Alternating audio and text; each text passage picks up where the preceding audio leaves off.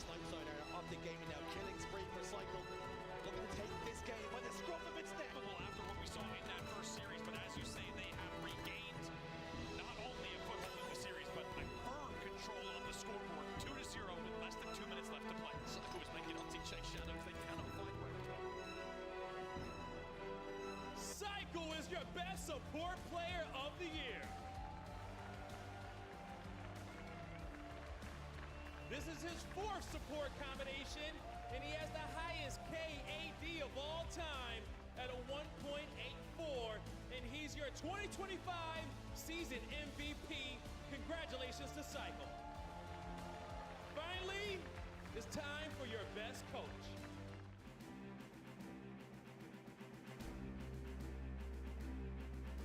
I think you need to comment more when you're running at them. I think you're doing it, but like you're not saying anything. So it's like throwing it away. And Coach Best Man, Shopify Rebellion, looking to go back to back. Give it up for Best Man. This is his 5th combination and his first combination of the year after leading his team of veterans and young guns to back-to-back major championships. Congratulations, Best Man. Now a big congratulations for all of our event combinations of the year winners.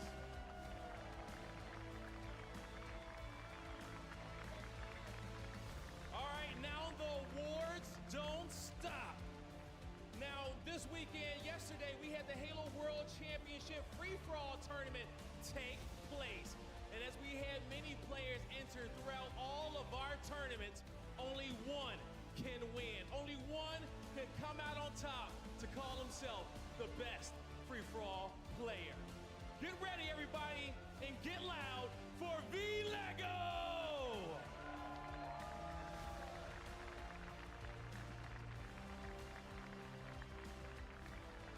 Come on now. I know he beat some of y'all out there. Lego, I saw you last event at Charlotte and you was walking out with that check and I said, I'm gonna get you next time out there. And you said, I'm ready for whatever. But did you see yourself going back to back up here and being on this stage? Yeah, just kind of had to get it done, get end of the year strong. You definitely did end the year strong. Now, on this journey to becoming a free-for-all champion, what was your toughest obstacle? Was it any out there? Any shout-outs you want to give? Deputy Goober, the Twins, Nuclear Blaze, some of the best free-for-all players out there and the best players. Awesome. Now, it's time to present to you your trophy, because I know you've been waiting for this. Richie, come on over. Hand the trophy to Lego. Your free-for-all champion. Where's the barrel bend? 2025.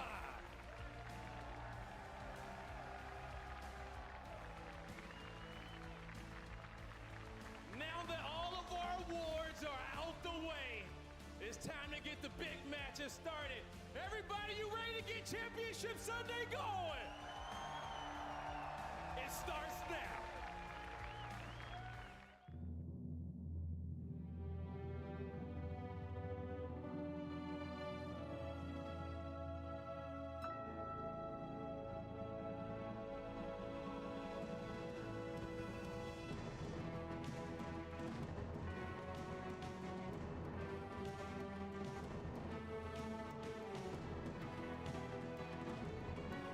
Good saw.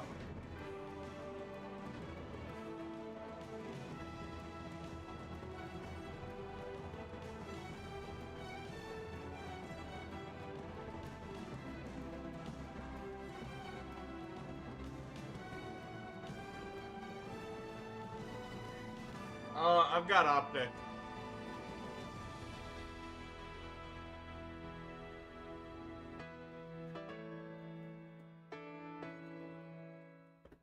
Who do you got?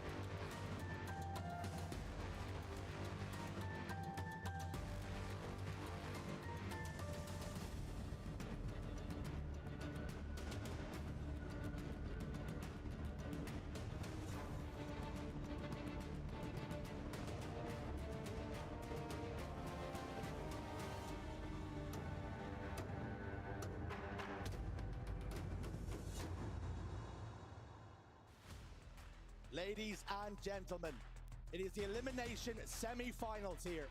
Two teams in rarefied air already exceeded expectations. Envy up against Luminon Gaming, and these two teams lock horns.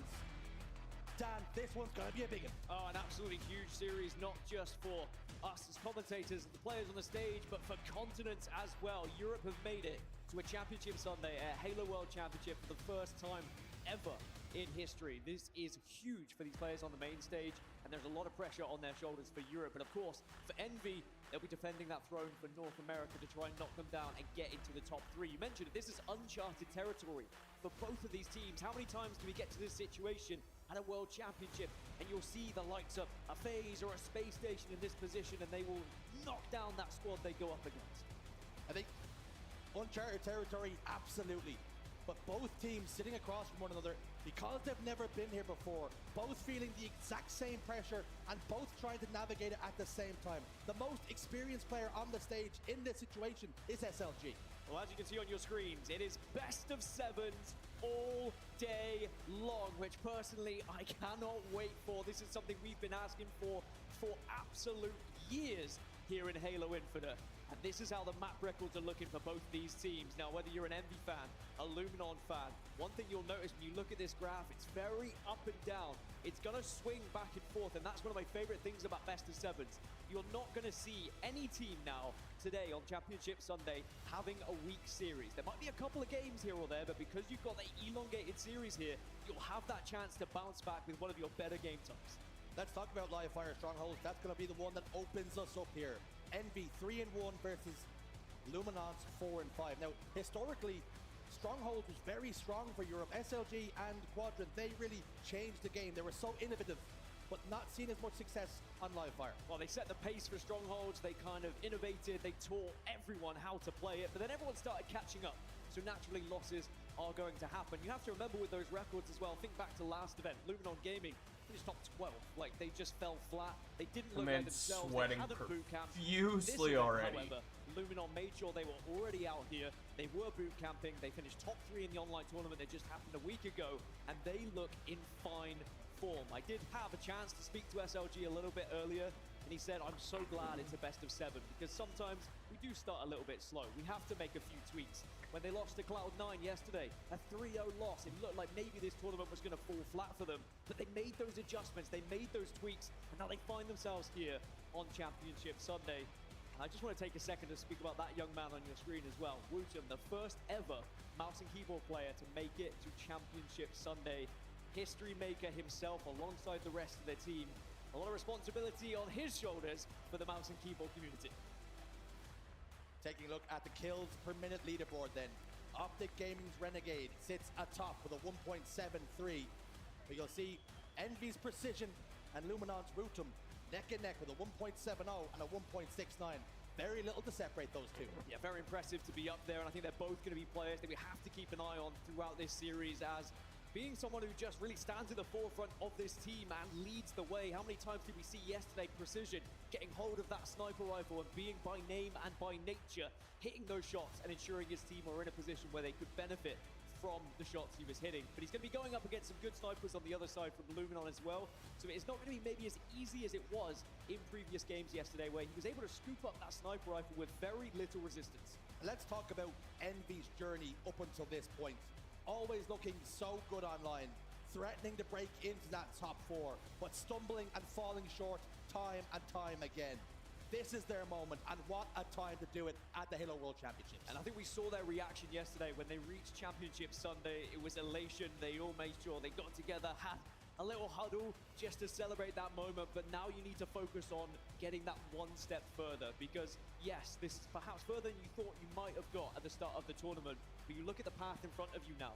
You are not against a team that has been here a ton of times, that has all of that experience. You are also going someone on the same playing field as you. Both these teams know how important and what an opportunity this is to make history for themselves. We often talk about the pressures of moments. Big series. All eyes on this man. Precision. Absolutely lethal when he gets a sniper rifle in his hand. Switching from Gears of War. An incredible player on Gears of War. His best placement in the HCS was top 6. 4 times a champion in Gears of War, and how he would love to lift the gold here in Seattle. But it's something that we've been mentioning ever since we saw him come into Halo Infinite, about how he's going to be familiar on that main stage. He's going to know what it's like to be in these big games, in these big moments, but he's not had that opportunity yet to really show what he can do when he's under that pressure. I'm expecting him to be unbelievable this series. I think he is going to live and breathe this moment, and he is really going to set the pace for the rest of the team. There is Wooten on your screens. It's well documented. Mouse and keyboard player. The Flying Finn. He's really been the crown jewel of Europe since his... Well, it must be said that he exploded onto the scene. He came from nowhere. As a matter of fact, he came from Splitgate. That's where he was all the time, hiding over on Splitgate, and what a gem Europe has found. I mean, eventually a team took a risk on him, and they said this kid seems to have that little bit of magic, but will that magic be enough to send Luminon Gaming that one step further into the elimination finals? We'll find out shortly, because it looks like we are just about ready to get into Stronghold's live fire. Uncharted territory. Deep, deep waters. It's time to sink or swim. Shields up, weapons hot, we're underway. And boy, I've been waiting to hear that on Championship Sunday.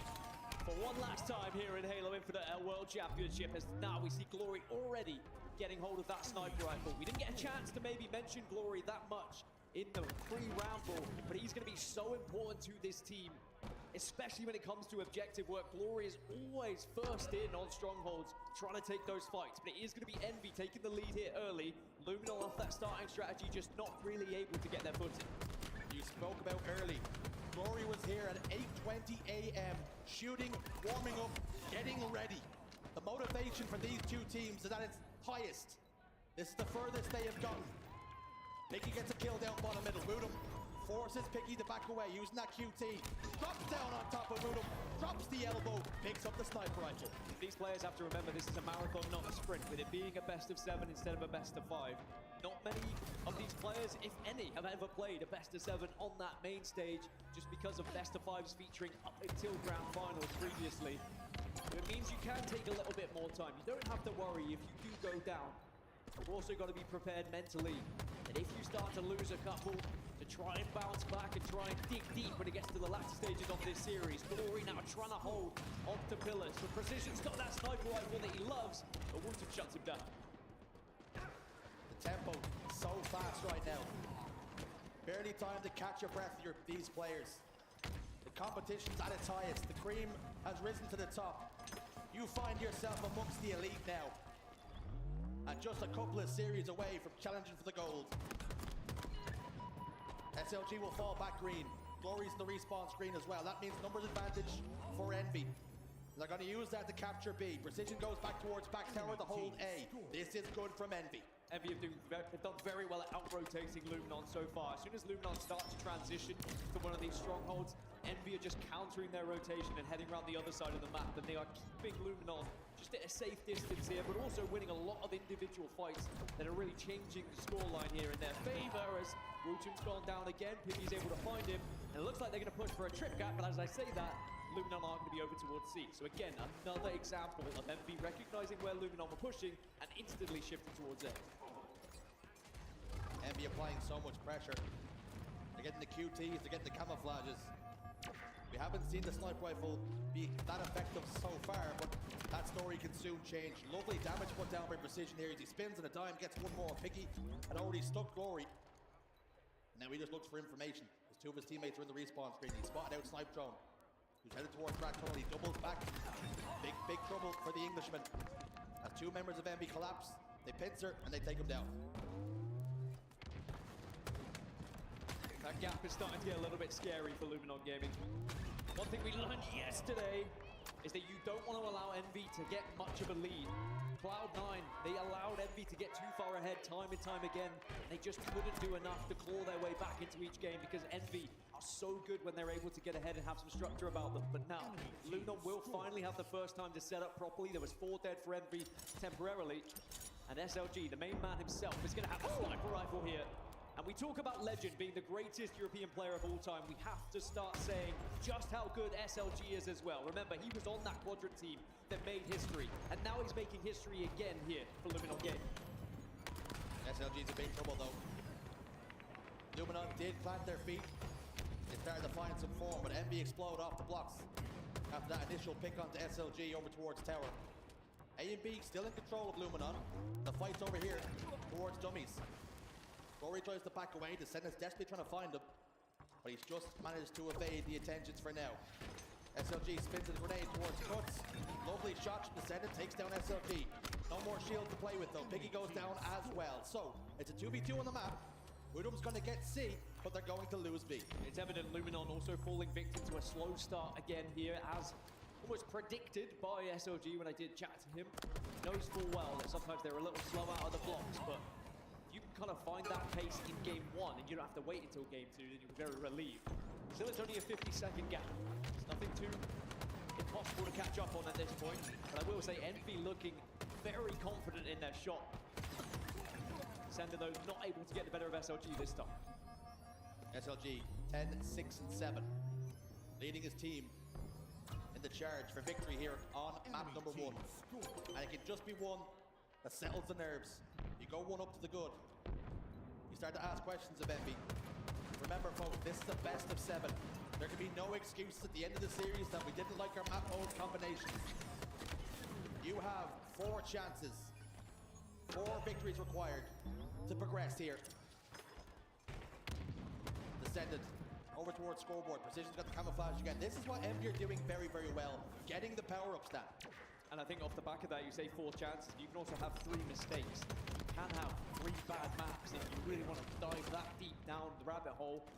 If your map pool isn't that great, you can afford to have a couple of extra losses here in the best of 7. Now, Luminon are starting to catch up a little bit. Envy finally regain a little bit of control, but it's instantly wiped back away. Luminon Gaming now rotating better as a unit, but they've also been flanking far better as well as Glory gets behind. The teammates join him, but he said, I didn't really need you boys. The double was already secured, and now just like that, Luminon have the lead. They have a trip cap. Envy on the back foot. You notice people at home cheering on the Europeans. It's beggars belief. We thought we'd never get here at the Halo World Championships to have a team on that main stage representing us. But Envy are no easy task, and they've proven that this tournament. They might even be the slight favorites in this series. And Europe are quite happy to play the underdog, because their bark and their bite are pretty savage. But it shows how both teams have progressed over this season, right? At one point they were competing for top 6, these 2 squads. Probably top 8 at one point throughout this season as well, and now suddenly they're fighting each other for top 3 at the World Championship. Now remember, Envy were up by 50, and just as you blink and miss it, suddenly it's Luminon now who have a 50-point lead. What they would have learned is that it is very easy to get back into things once you have that control, especially if you see all 4 of your team go down. A and B now for Envy. Jackson shields get popped in towards house. SLG's quite happy with the damage he's done. Opts to rotate towards B. Envy go 3 to the grave. And now it's about predicting those spawns. You can see SLG takes control of tower. They're happy to let them spawn inside house. And wait to see what way Envy like to push. What way are they going to lean here? The resource is going to be sent towards B for Envy. Luminon recognize that. The problem is Rotom and Sniper Drone have gone down. It's been enough damage to make sure Glory can capitalize on 1 kill. Precision waits for his teammates to come, but the help's not going to come quick enough. He's going to fall. A and C now held for Luminon, and they're very close to taking map number 1. Oh, such good movement, such good play from SLG though. It was the fact he took that route through bottom middle. He knew Envy had to push B from A, and then he just steals away A from them, and he's able to then backstab, which means Luminon continue to score here. 226, they are now only 20 points away from winning this game 1. SLG playing this so perfect. Does the damage, backs away, prioritizes staying alive. He knows how important he is on the map here just to hold B. Gives it up for a moment. Leans over to help his teammates on the sandbag side. Enemy team score. Patiently waits, happy to let Envy capture B. This next round of slaves is going to be so important. And for Envy, Dan, One more mistake and this map could be over. And that's why Luminon are just taking their time here, trying to plan some form of attack, waiting for maybe a little bit of an opening, but it hasn't happened. That is a good passage of play here for Envy, and Glory is going to go down, so that won't be A taken, and now it's going to be total control. And now off spawn, Luminon are going to be at 6s and 7s a little bit here. They're going to be stuck over towards green, but I think they get a split spawn, which actually might work out for them here. Now they're going to try and take A. It's going to be very quickly off spawn for Envy to ensure they try and take B back, which they are going to. They are surviving for now. Just threading water for now. Piggy inside A. Sendin is there to provide cover fire. Sniper shot from top middle won't find a home. Jackson continues to bait, continues to jiggle. And it's the Irishman, the man from Cork with the sniper rifle in his hands now. What can he do with the wig wobbler? Looks towards green. Nobody home for now. Piggy just about evades the snipe shot. And all of a sudden, Luminon allowing Envy to grow back into this one. 2 go down for Envy. It's a 2v2 on the map. They're losing C but capturing A. This is a great decision for Glory just to go B. I don't think he can though. I don't think he can risk it. He knows that he's in a powerful position at the moment. He needs his teammates to be creating space for him. That would have been a big shot if he had hit it, but now he has to try and retreat, stay alive, but you are always so vulnerable in that position. B has been taken though. Luminon starts to score, but now A is going to be where the battle changes to instead, as Rutum unable to take down Descendant, and now Snipe Drone in a big 1v1. Has a shield advantage, 3 dead. Descendant last man alive for his team. 2 spawn, over towards A. Snipe Drone got 2 players in his crosshairs, he goes down. And Envy again. Staying alive, staying afloat, if only for now. B and C in control of Luminon. They've lost a couple of members, put so many resources into capturing B, and they've allowed Envy right back into this one, and threatening a triple cap now. 3 are dead again, and Luminon Gaming, now this is where you start to sweat a little bit. You are so close to taking game 1, but how many times historically have we seen European teams in a position like this, where they are about to win, but then they just let it slip through their fingers? Luminon just need that one break, that one moment, but Envy have done fantastically here to deny them over and over again. And now look at the positions that Envy are putting themselves in. They are covering the angles. They are forcing Luminon to take a risk here with their push. SLG heads over top middle. The play call is they're going to go and try a play for C. They're inside. Piggy gets one back tower. Snipe Drone trying to clear him out. This is a very difficult one. Piggy just finesses and plays his life. All 4 dead now for Luminon Gaming, and Envy are about to take the lead here. They might take the game. I don't even know if there's time. Rutum off spawn is going to be the first point of contact. You've got to jump in, but he cannot do it. And Envy, they steal game 1 away from Luminon, when Luminon was so close to taking success in that first. Denied by Envy. It was a heist, a smash and grab. Luminon thought they'd done everything they needed to. They started to play patient, started to play passive, and was that their undoing? And now this is going to be one of those scenarios where you are thankful it is a best of 7. It does give you that little bit of extra time, but it will be a bitter pill to swallow for Luminon with just how close they were. But that's Strongholds in a nutshell. That's why we love that mode, because it is such a swinging game, back and forth like a pendulum, and it is so hard to predict. But Luminon will find themselves 1-0 down in the series. I mean, look like Envy were in so much control at the start of this game. As we look back at some of the highlights, they were up by 50, 60, 70 points. But then Luminon battled their way back. I think they went maybe 100 or so, maybe 150 points unanswered from Envy, but then just couldn't close it out. The early game favored Envy. Luminon roared right back into things. Got themselves to 241 points, and they ended after that great mid-game on 245. Just could not wrestle back control. And Envy now 1 game to the good. And you wonder, what does that do for the mentals of Luminon Gaming? How often do we see the European teams break our hearts, get so close? But it's all ifs and buts, maybes. And that's exactly what we've seen in game 1. And you wonder, Slayer on Solitude, it's going to be much bigger for the Europeans than it is for Envy here. It is a tough old Slayer for Luminon Gaming as well. They have struggled typically in this map and mode. It's not going to be an easy one for them whatsoever. Envy, however, it is one of their better modes here at Jersey. Now, we are going to take a quick break because we have a temporary issue on the main stage that we're going to get fixed, so don't you go anywhere. When we come back, we will, of course, continue this elimination semi-final.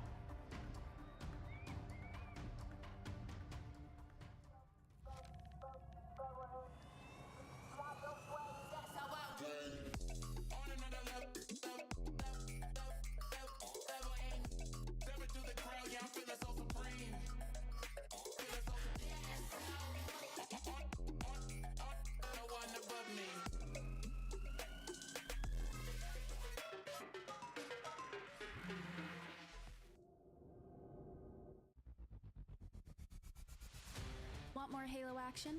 Subscribe to the Halo Esports channel for official HCS highlights, behind-the-scenes content, and player spotlights that take you closer to the pros. Stay in the loop with official updates, Halo Esports history, and our HCS and Community Top 10 series. Don't miss a second. Subscribe now.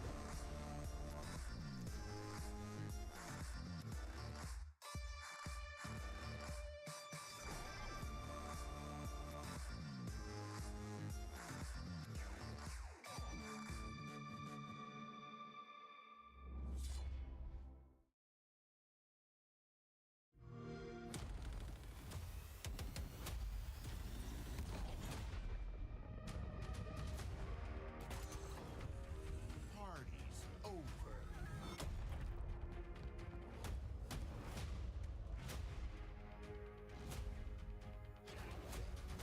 You belong to me. Satisfactory.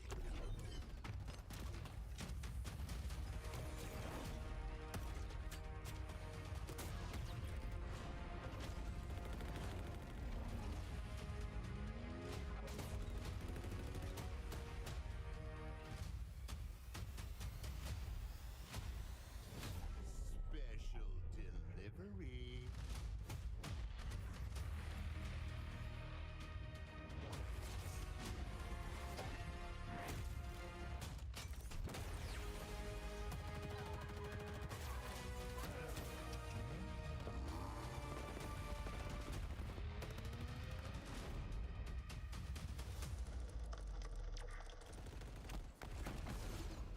Betrayal.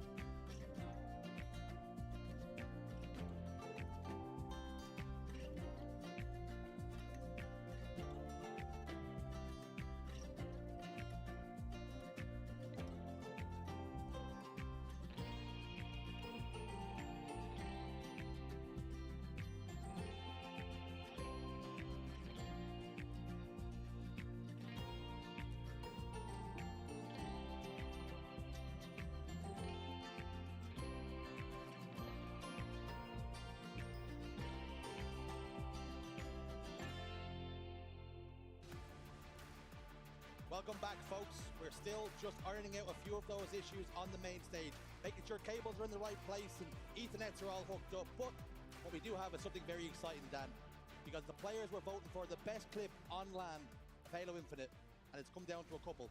It's Chicks Overkill, who we can announce, Dan, was a runner-up, which, for me, I'm not so happy about. Not so happy about because you were commentating on it? And because you're a European? I'm not talking about the bias. Well, if you don't remember what Chicks Overkill was like, and I remember it very fondly. I remember Chicks Overkill. Let's take a look.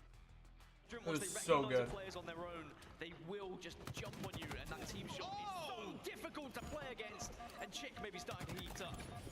Oh! Jack! Wobbling them wings, it's an overkill! Greatest clip of all time as far as I'm concerned, Dan. Yeah, I think Golden Boy voted. He hates the Europeans, that's what I've heard. But yeah, that'll be the runner-up. But of course, there has to be a winner. It was Lucid and what he was able to provide on the main stage. Let's have a quick look and a memory of what that one might now. Yeah, Mental was sniped top tower now. Wins a nice body shot onto the player, bottom trending. But Mental's going to back it up, not going to overextend. They lose 2 players, and once again, the ball is going to get played. Mental actually going to throw the snipe off the map, but Lucid catches it. Lucid catches the snipe in midair before it can go off the map. And let's see what this means for Optic Gaming's new setup. Yeah, he wanted to get rid of that one completely. It's still a near full sniper, 7 bullets. Let's see what Lucid decides to do here. Ball is going to be able to draw some players off from Shopify into some odd locations, and there's going to be one pick over into dummies, second pick onto the silo. Just going to jump out, no scope for the triple kill. Wait, can he do it all? Wait! Lucid! You madman! An overkill! He catches the snipe, and he takes over with it! An absolutely incredible clip, there is no doubt about it, Dan, but I'm calling shenanigans. I think it's politics. Lucid is just a bigger name. That's all it is. I honestly, I love that clip, especially with Clutch going mental as well. I mean, both fantastic clips, both amazing memories as well. I think one thing that I loved is at the start of this clip was when he caught the sniper rifle. I mean, that is just something that adds, I think, a little bit of extra flavor to it. And just, I mean, unbelievable. The fact you could do this on the main stage as well against these names, that's something you've also got to take into account. Look who you're going up against. It also has to be said for Shopify Rebellion, you think, oh, don't worry about it, we've thrown the sniper rifle off the map, and all of a sudden, it ends up in Lucid's hands, and this is possibly the worst thing that could have happened. He hits some amazing shots, and to end it off, that player sliding from top tower, to hit that shot, body onto soul snipe, turns and whips, catches that shot's incredible. The whip, the adjustment of the crosshair to take down Mental, and the overkill. So I won't say rightfully the best clip of all time, but it's definitely in my top 2. It definitely does feel like a full circle moment, though. You know, Lucid, he kind of pioneered the way to play the game, to play li-fi, think of all the movement, and then all the combination of it, he gets rewarded with the best ever clip on LAN in Halo Infinite. Anyway, enough about the best clips we've seen so far. Perhaps we're going to have even better clips here at the Halo World Championship. Live in Seattle, we've got Envy versus Luminon. It's a best of 7. Envy have a 1-0 lead at the moment, and we are about to head into Slayer on Solitude. And as I was teasing you, Shurs, I know I like to tease every now and then, this is an uncomfortable map and mode for Luminon. Typically, they have struggled in the past, but as I always say, if it was a mode you struggled in at the last event, you've probably put a good amount of practice in. I think it has to be said for Luminon as well. The team we've seen at Charlotte, this is not that same squad. The preparation, the boot camp, the hours put in, the VOD reviews, they have gotten better and better in this last 2 or 3 weeks. A completely different team. And perhaps he can throw the form book out the window. As we load in the Slayer on Solitude, what way will it shake out? Already it's going to be an early push for this camo, and it was initially challenged, but Jackson puffed out his chest and he forced his enemies away, but then he is cleaned up in the end, so that camo will amount to nothing. But it's going to be Glory who gets hold of the shock rifle and can be the first to put it to work. And he will just whip it out after the melee. Maybe he thought he was initially going to get that kill, but it's going to be an early lead here for Luminon. Glory posted up on glass, patiently waits. Gunfire rings out across the arena. Precision's got the snipe drone. Woodham's also fallen. Now pressure starts to come. Glory recognizes that, knows the push is going to be coming from yard. As he tries to stay away, tries to stay alive on loop, manages to pick up the pieces and the kill, the cleanup onto Precision. Turns his attention towards Ascendant, sends his nade back from whence it came. Shock rifle completely out of ammunition now. And he's just realized that completely locked in. turns his attention toward top gold now. He's sort of on the periphery of the fights right now. And he gets back whacked. Not aware of that player behind him. Piggy, sneaky. Yeah, I think that's going to be a frustrating one for Glory. You could see the confusion on his face when he did go down, but I believe the kill was traded out as he quickly called it to the rest of the team. It's a little bit of a sporadic start for both teams at the moment. No real control here on Solitude, but as we've already learned, not just at this tournament, but throughout this season in general, this can be a big swing game, just like we saw in the previous. You might have a lead, you might feel comfortable, you could be up by 10, 15, but all it takes is that 1-4 dead to regain control of the entire map, and then suddenly you could be the one who progresses with 10 to 15 kills as well. SLG tried to get aggressive. Up on the goal ledge he went. Precision trades out with a stick on the Glory. We spoke about how important map 1 would be just to settle the nerves, ease the pressures, and it was Envy who secured it. Has that just taken the wind out of Luminon? They hold a 2-kill lead here. You have to feel like this Slayer is massive for many reasons, but just for the mental aspect of it. Being down 0-2 on Championship Sunday versus 1-1, the complexion of it's so much different, no matter how close you come. Woodham jiggle peeks over towards the LR, gets the kill. Luminon managing this one pretty well. They have a 1-kill advantage.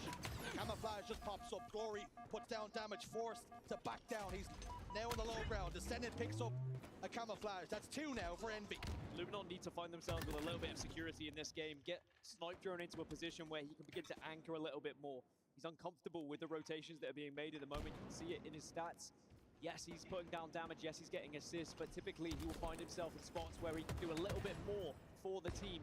The same can be said for Yaxen. Remember, Yaxen, incredible damage dealer on this Envy roster, hasn't necessarily been able to find himself in the same positions he would like to be either, just because of at the moment, a lot of the fights are just happening in random places, and no one really has had any control thus far. The game continues to be sporadic. Woodham dives over towards Hotel. Snipe Drone makes his way towards the snipe side. Elevates himself to S4, looking for a vantage point. Putting down damage. You can see he's not comfortable. Taking damage, forced to back away.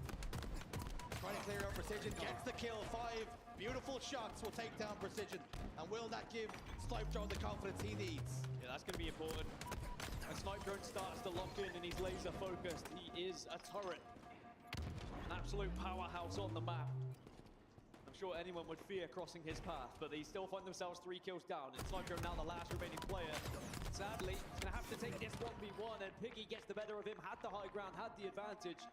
And now Envy find themselves up by 5, and they did temporarily have the majority of Luminon down, so they should be able to get a good amount of map control here. They forced Luminon back over into blue.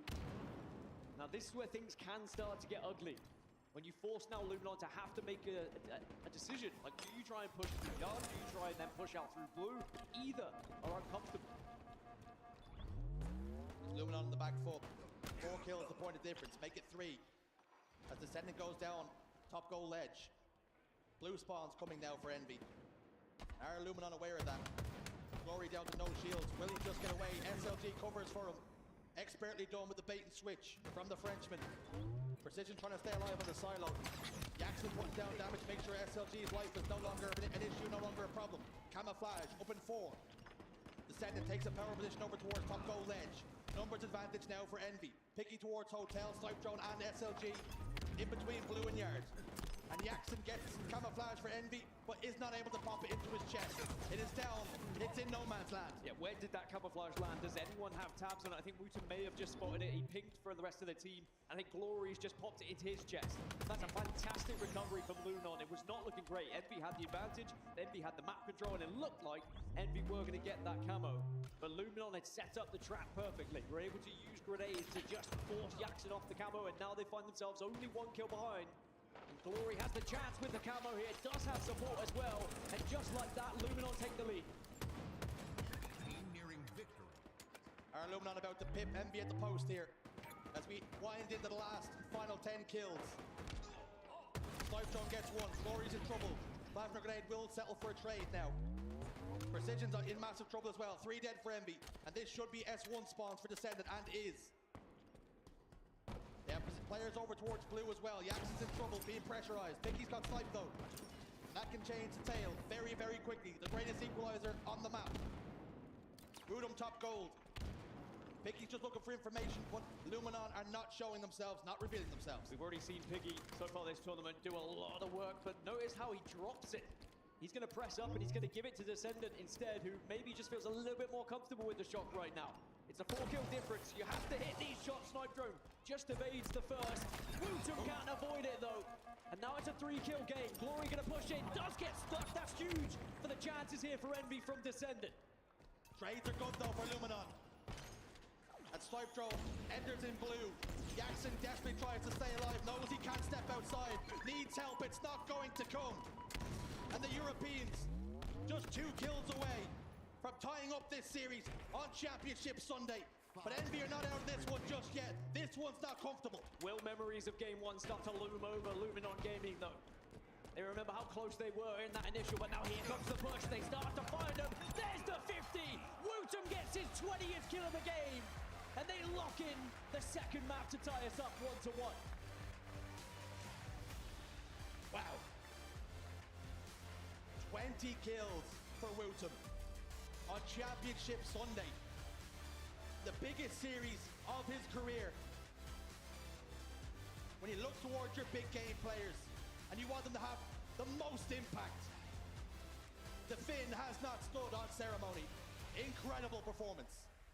It was a great recovery from Luminon when control started to look like it was favoring Envy quite considerably, especially when they had the map. The camo was coming up, they were set up to grab it, and Luminon looked like they were to no end were going to find any sort of way of escaping. But they just were able to find a couple of grenades onto top middle, which just changed the flow of the game completely. But then look at this push. Confident from Luminon Gaming, perhaps learning from their mistakes from game 1 where they took too much time, I think. They were trying to plan it out, trying to plan how they were going to break, and they just gave Envy the opportunity to go on that run. By taking that risk, when you have that little bit of an extra cushion, it just meant that maybe Envy were not expecting said push to come from blue. And we're all tied up, 1-1. And has the complexion of this series completely shifted? We're so used to in the best of 5s, game 3 being the swing. But you've got a lot more runway now. We spoke about it, Dan, a little earlier. You've 4 chances to win. You've also got 3 mistakes. Both teams have already lost a life. Massive moments. And again, to highlight how important it was for Wootum to have that performance. 20 kills, Dan. It cannot be understated. Well, map 3 is going to be Aquarius Neutral Bomb, which is one of my favorites to watch. Very methodical, trying to plan out how you're going to get that bomb into the base and get it down without being naded out. Both teams 4-3 and 5-3, so it's a pretty even map and mode for both of them. No one is going to be particularly confident on it just from those numbers, but who's been putting in the work in the background. Now the players I'm going to want to highlight, you've got Precision and Descendant on one side, Glory and Wootum on the other. Both of them have been able to just be at the forefront of their roster when it comes to getting those kills on the board. Incredible KDAs from both, but also keep an eye on SLG and Jackson as the assist machines when it comes to Neutral Bomb. They are always there laying down the foundations for their squad, ensuring that damage is being dealt so that the main slayers can go out and do their job. Massive map on the horizon now. You speak about big game players and who is to watch and what's the most effective way to play the game. And we've seen Halo Infinite throughout his lifespan, game plans develop. Flag plays much different to Assault, but one thing rings true. You want to try and spawn them over towards that fridge. You want unrelenting pressure. And something maybe Luminon didn't do as well in the last game was capturing those camouflages. Having a look at the record, 5-4 versus 8-3 with an average plans of 1.9 and 2.3. Very little to separate them, but perhaps, Dan, this one maybe favors Envy. Maybe a little bit, and I think that Jackson is going to be one of the key reasons of that. I think anchor players are so important in this map and mode, even more so than CTF sometimes, because that power position of taking a base or maybe taking a top P or top car, unbelievable control you can find yourself in if you're a confident damage dealer. How many times do you see someone take one of those spots, get shot once, and then they just back down, and then you're a non-factor, and it allows the other team to take so much space. But the likes of Jackson, he is fearless when he's in front of enemies. He'll take a couple of shots, but he's happy to repeat. And it might look a little bit silly at first glance, but just being able to fire back and force someone down, force them to back down, just allows your teammates to do so much more on the map. It is something similar that Snipe Drone also does on the side of Luminon. SLG is also very good at it, but Jackson statistically has the advantage over both when it comes to that kind of position. And we'll have to see whether he can be that key factor here on Neutral Bomb Aquarius. I'm so happy you've highlighted Snipe Drone. And although he may have looked a little bit more uncomfortable in the Slayer, I have watched him play this map for 4 years now, and this might be one of his best. Having that option to sit in a window, to put down damage. He's a laser beam, you call him a turret, and I expect to see that here and now. Wootum in his base, battle rifle in hands. You put the mouse and keyboard on that long line of sight, because he can be the most accurate, he can have the most damage output.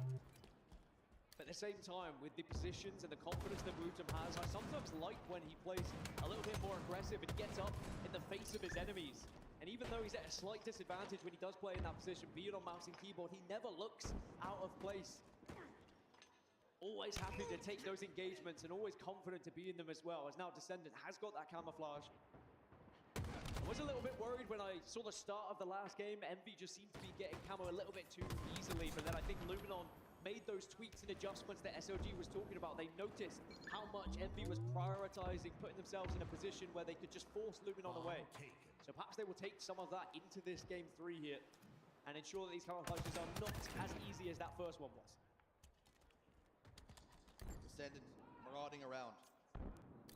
Luminon all go home, looking to play defense here. The camo just dissipates now. Wootum forced into a fight with Descendant. 3 Childs gets put down. Piggy soars up the stairs. The bomb's coming too. Jackson gets a couple of kills. Luminon have 3 players in the grave. And this should be, and will, Envy opening up the score, breaking the deadlock. Maybe a little bit too easy here for Envy, and Luminon will have to learn from that one. You can't afford to all fall like that quickly when your bomb is in a position like that as well. Very vulnerable spot they found themselves in.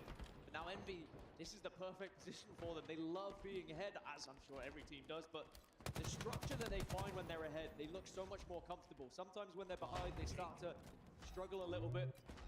Maybe play a little bit too quick, a little bit fast, but now they can set the pace here. And they're starting to move that bomb again. They put it in exactly the same position. Put it at front base, then take the fight. If you win the engagement, then you start to move it in. This time, Luminon have done better at shutting down the player at top middle. Wootum's in hot pursuit, trying to find Piggy. And he's just lost him in the lights. Finally tracks them down. You smell the bacon. Precision tries to go up the stairs, cannot do so. Double kill locked in for the finish. Masterpiece. What a masterclass he put on for us in the Slayer. But he finds himself down by 1, as do his team. And it really is Envy being the aggressors here, and Luminon forced to react time and time again. And Envy already have a lead to hold. Yeah, Envy are not letting up, as is evident by Descendant's push here. Getting into that base, forcing them out of the base. You want to force the spawns, of course, outside of back base, and instead put them over towards Fridge, over towards Gen. But there is still a couple of spawns inside base. SLG and Wootum are there, Glory and Snipe Drone, and they all get together in base. No one looking to try and take space at the moment, but Glory has been spotted. SLG ventures out, gets 1.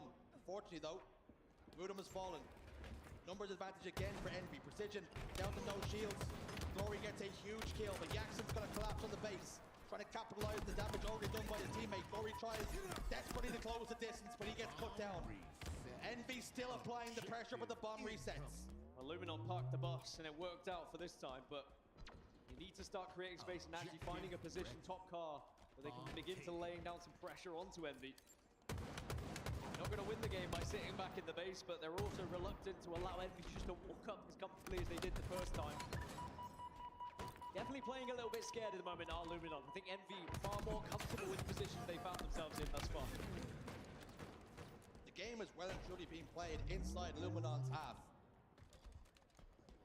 He's not even really threatened to push the bomb across the halfway point. It's been all defense. Perhaps now is the time for the tide to change. 2 members over towards the engine area now, on the car side. But they slip away and evade Snipe Drone's crosshairs, if only for a moment, as he's still trying to find information. That's one of the most frustrating things when you make that flank around, you find no one, and then you find yourself in a vulnerable position because of it. You were in such a good spot, but then suddenly you have to then play a blind angle and hope that you're not going to be spotted out. And in the end, Piggy, I think, picks up a triple off the back of it. SLG does shut him down before anything crazy happened. That bomb was not moved any further just because Envy were just able to get pretty fortunate with the timing on the Snipe Drone, I will say. Speak about timing. SLG hit YY, battle rifle came out, expanded. It was half and half and not able to put down any damage. That meant that Jackson was the favorite to win the fight. Snipe Drone settles for a trade now. And again, Envy pushing forward. Camouflage is up. And every single camouflage has been on the map so far. Snipe Drone is looking a lot more comfortable Double kill for Precision. He might not be done just yet. in this match than he was in the last towards one. SLG, who just gets away. That camouflage still waits for somebody to be brave. It was SLG who made the move. Precision cuts him down. And he's laying siege to the base once more. This is the power position now. When you get in the enemy base, you force those spawns outside and you can start to lay down damage, but Precision has been spotted out. Wootum shuts him down immediately. But now Piggy's found himself a camouflage. And can they spot this little Piggy, or is he going to be able to run rampant now with the plasma pistol? One thing this Piggy's doing, he's not off the market or home. He's heading to the enemy base. And he can be a little bit of a predator. Gets the information. Glory down to no shields. Almost turned the tide of that fight. Piggy spares his blushes by locking in that final kill. That final shot does connect. But again, they're happy to play this one patient, our Envy. Playing it very slow now all of a sudden. And Envy would happily finish this one. 1-0, but Piggy does get behind enemy lines, does pick up the double. Also applies damage onto Glory. It's all 4 dead for Luminon. The bomb can begin to move, but they won't be able to plant it initially. They have to get another round of kills here. You don't want to give up your position, considering how much control you have at the moment as well, but Piggy does get caught out by SLG.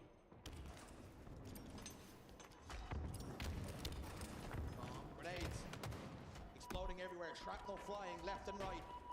Precision shield looking worse for wear. Looking ragged now.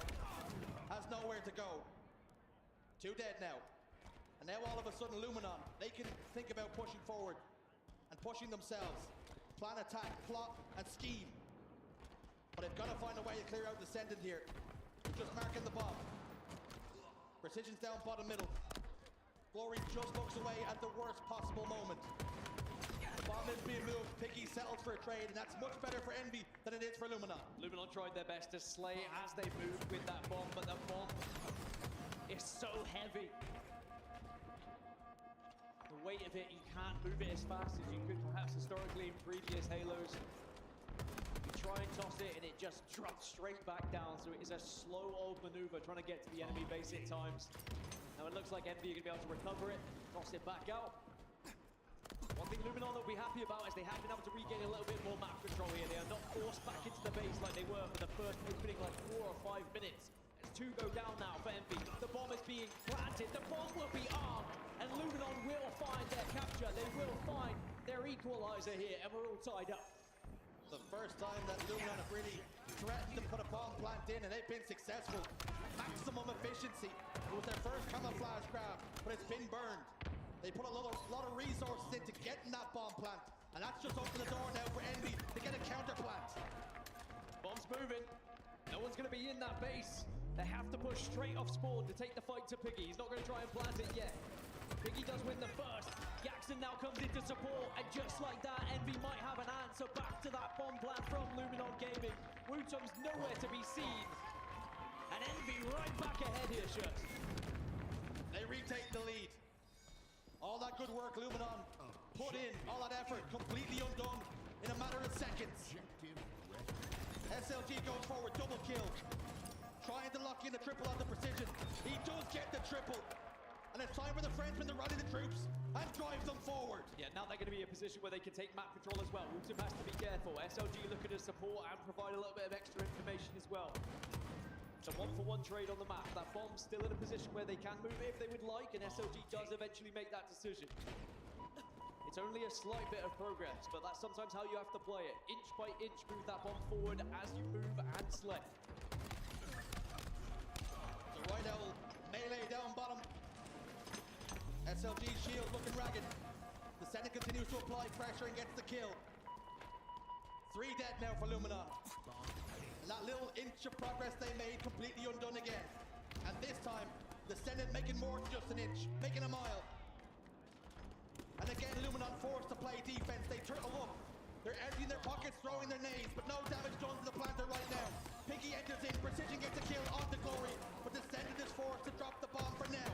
Snipe drone slides forward, slides drone right to left, but he goes down, and Precision gets another plant for Envy. Envy will get the third in. Envy will take the map. Envy will take the lead in this series. And Luminon, they were on the back foot for the majority of the game, even when they had that moment of life when Wooten was able to just sneak in and plant that bomb. It was an instant reply from Envy, who just looked far more comfortable on neutral bomb Aquarius. We got a little window into the camp of Luminon.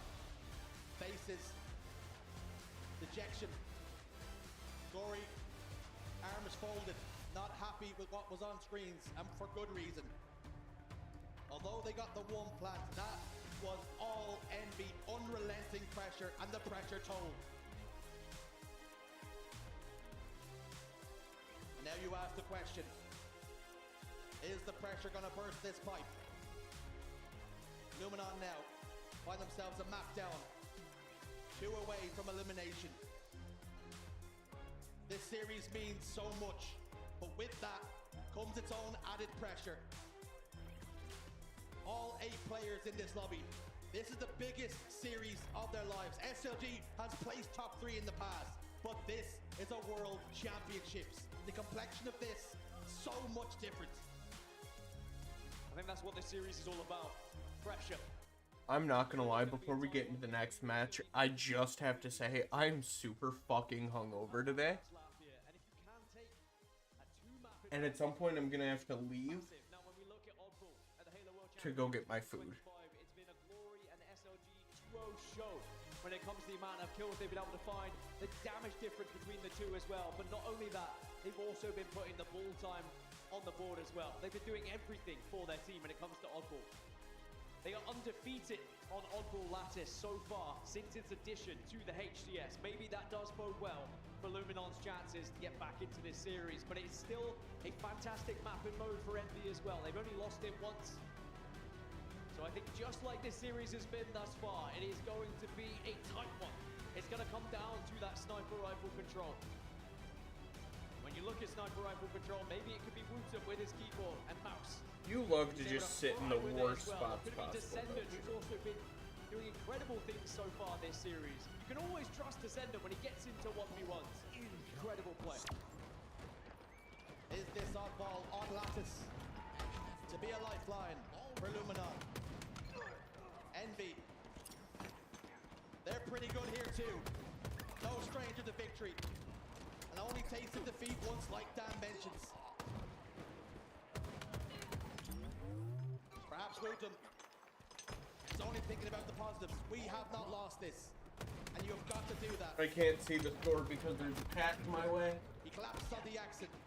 Picky's just come off the respawn screen. Precision gets taken Literally care of as well. 1-0. Okay. And Wooten's just doing a little bit of housework, tidying up, cleaning up house. This is what the people pay to see. Wooten with a sniper rifle now. But also, even having a sniper, he was like, well, I can hold the ball for an extra second. All right, someone's finally joining me. Now he has to start putting it to work. Hasn't connected with the initial 2, but he is at least showing a presence here. Let's connect with 1 body shot. And converts it. So that's going to be 3 dead for the side of Envy. Now Luminon will have their first chance to actually set up here. Killing spree for Wooten. He's looking to do it again. Drive his team to victory. 3 dead for Envy again. But nobody holding the ball until this very second. It's about trying to maximize those timings. Get as many points on the board. Apply the pressure to the opposition. Glory. He's looking pretty weary and pretty comfortable as well.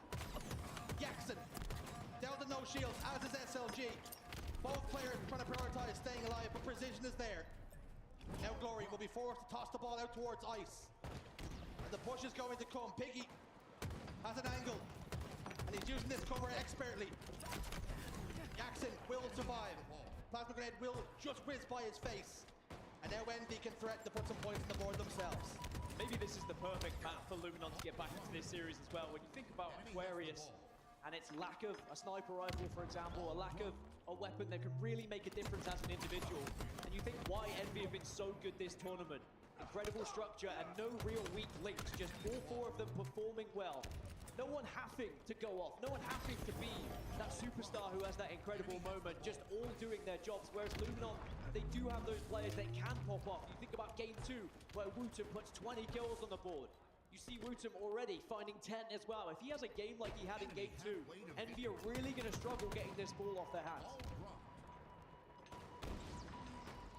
You can't keep relying on Wooten to be the difference maker. At some point, he needs help. Snipe Drone with 6 kills. He's the last man standing for his team. He's forced down bottom middle.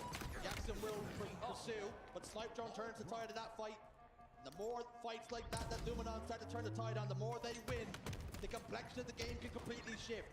57 seconds already on the board, locked in for Luminon versus Envy's 11. This is looking pretty good for the Europeans. 57 points locked in, but are the boys locked in? Only one way to find out. Let's jump into a listening with Luminon Game. Okay, put a minute box, fade. Leave, it's for you. Nice fade. Yeah, I'm side. Almost tired. It's going launch. Small box, one circle. Walk red, one.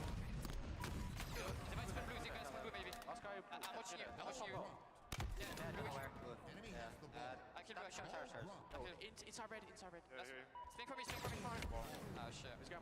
Yeah, that is big. It's too small, I mean. He's in red, I can't see him. Okay, I spawn 8 boxes. He's right behind the box, Yeah, too small, two in. One time mid. Nice time. Yeah, rotate blue. Yeah. Watch red, blue it. Blue wood, yeah. Blue wood dead.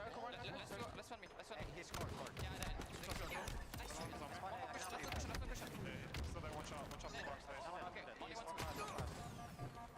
Important IGL comms from SLG, just trying to indicate where that ball needs to be rotating, where they need to be moving to avoid the gunfire and the presence from Envy. And it's a significant lead here for Luminon Gaming. Envy have to work very hard to get back into this round, but they do still have time. Worth noting, every single time that ball is in somebody's hands, the clock will stop. So the clock not really a friend of Luminon right now, but the scoreboard most definitely is. The play call from SLG was to bring the ball blue. That's exactly where Envy hold the ball now. Woodham gets cut down. Jackson takes down SLG as well. 3 dead. The initial push from Luminon unsuccessful. Such a steady hand does Jackson. Such a presence and sheer damage he can offer from a distance. And that's not going to bode well for Luminon, who now need to try and close this gap. These spawns haven't been good for them. They're trying to push together though. They do find their opening. They are going to have the advantage on the map. But can Envy hold in the corner? Sometimes when you back yourself over, you can find grenades that can really help you even the playing field here. And then they have to play that ball. And Luminon Gaming will still hold a 30-second lead, but Envy have chucked away a little bit at it. Precision, last remaining player. Big fight for him. Does win it as well against Snipe Drone. That was unfortunate for Woodham as well, as he dropped down to try and get that kill onto Precision. A team nade took his shields away, which made him a much easier cleanup for Envy. Jackson continues to jiggle peek, play his life trying to finesse, goes down. SLG soars forward, but not before being traded out by Descendant. Luminon now trying to whisk this ball away by sheer brute force. Happy to tank the damage from Descendant's bandit. SLG will continue to shift his weight left and right and force Descendant to back away, and he will fall. So now Luminon's hold looking very good now. Sniper rifles up, 4 dead though. Glory shuts it down, and unless there's a miracle from Envy from these spawns, that should be the first round for Luminon.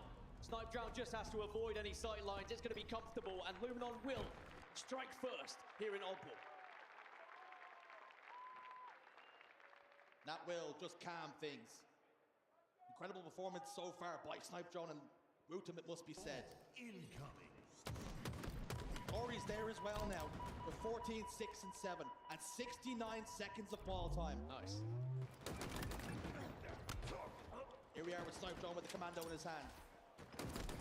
Ball in a neutral position. Quantum Crest Locator still to play for. Piggy last man standing down to no shields. That information comes, and that means time to grab the ball and time to bring it red.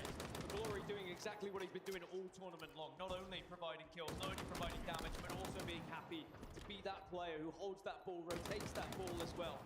How Glory has grown throughout Halo Infinite has been insane. I remember giving him a hard time when he first joined the European roster, first was invited onto one of these top teams, and he looked a little bit uncomfortable. He looked a little bit nervous on the main stage, but now he does not look out of place at the very top of Halo Infinite. I mean, maybe he could be one of the key reasons why Luminon win not only this game, but you tie this one up, you can start to think about potentially winning that series. But it still feels like, Shurs, there's so much to go here because we have the best of 7 rather than best of 5.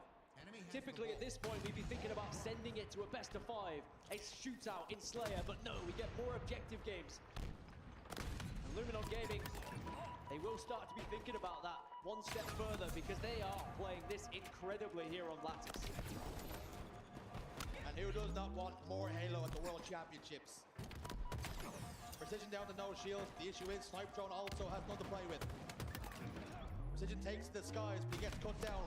He was not falling with grace. Snipe Drone trading elbows with Jackson, but the Englishman a little bit too strong. Killing spree locked in. Glory's there as well. And you speak about the meteoric rise of Glory. Snipe Drone has been ever present for years. One of the greatest of all time when it comes to European players. Definitely has. When you think about players that have stayed throughout European history, that have been up there since Halo 5, since Halo Reach, since Halo 4. Snipe Drone's name has echoed throughout Europe for quite some time now. And he's seen many a different roster, but he has survived every culling that we've seen of European players going through every iteration of this roster. And here he is on the main stage of Championship Sunday. Finally. And boy, doesn't he look comfortable here. 19, 3, and 10. Make it 20, absolutely dominant here. Luminon, 52 seconds to Envy's 1. And a complete flip of what we've seen on the assault game type. We spoke about how important the sniper rifle would be. How good Glory can be with the sniper rifle, Snipe Drone, and having that great equalizer, something you can just showcase a little bit more skill, turn the tide for your team. And we've seen that time and time again from these European boys, here and now.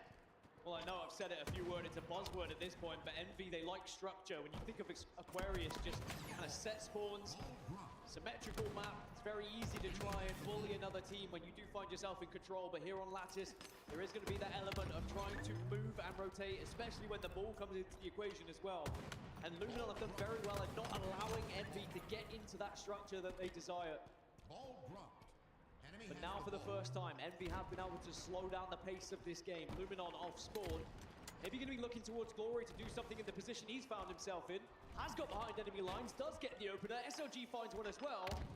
And that is a very quick break from Luminon. So important to shut down Envy once they get into control here. And they get all 4 members down. Enemy has the ball. Glory ventures forward, gets that sniper rifle again. And this could spell misfortune. He's got some real bad intentions. Shields get ripped away from Jackson. Enemy has the ball. Like he's using white spirits to take away the bait. Ball dropped. No scope will not connect. And he starts to waste the ammo, recognizing that he's between a rock and a hard place. But hold on! He will not go away without taking one with him. I wonder if that was just collateral damage trying to waste the ammo at that point, and you just walked into the worst place you could on. And all those bullets are now gone, so Descendant sadly not able to make an impact with the sniper rifle. Instead, it's going to have to use the bandit instead now. Envy are still in this one. 40 points behind, 2 minutes left on the clock. So you're not in panic stations just yet. However, if they see themselves go 4 dead again, it might be the end of this one, allowing Luminon just to set up perfectly.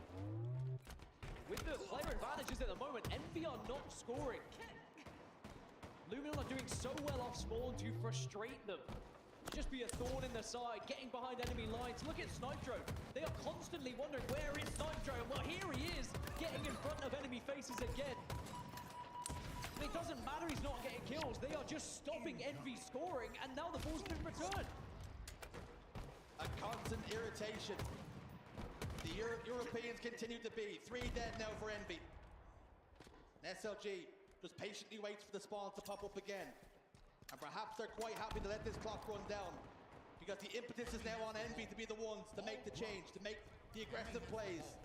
And they will take it to safety, and now the option is there. Get some points, sure, but play the ball, if need be. And the ball has now been played. Piggy's in trouble. 2 members of Luminon collapse. 3 dead for Envy once more, and they run the same play back. 3 dead again for Envy, and Luminon can continue to score. Snipedrone's doing it again. Lingering like a bad smell in the open bracket. You know it's there, but you just can't find it. Someone needs to put on the deodorant. Someone needs to shut down Snipedrone. And he is bullying Envy at the moment. 28 kills. And Luminon looking like they're going to close out this map and tie us up 2-2. 4 dead for Envy. 5 seconds all that's required for Luminon to close out this game. This series is all tied up 2-2. I think when we saw it on paper, we knew this was going to be a brilliant series of Halo. And these 8 players have not disappointed. And I think the right decision was made that this was a best of 7.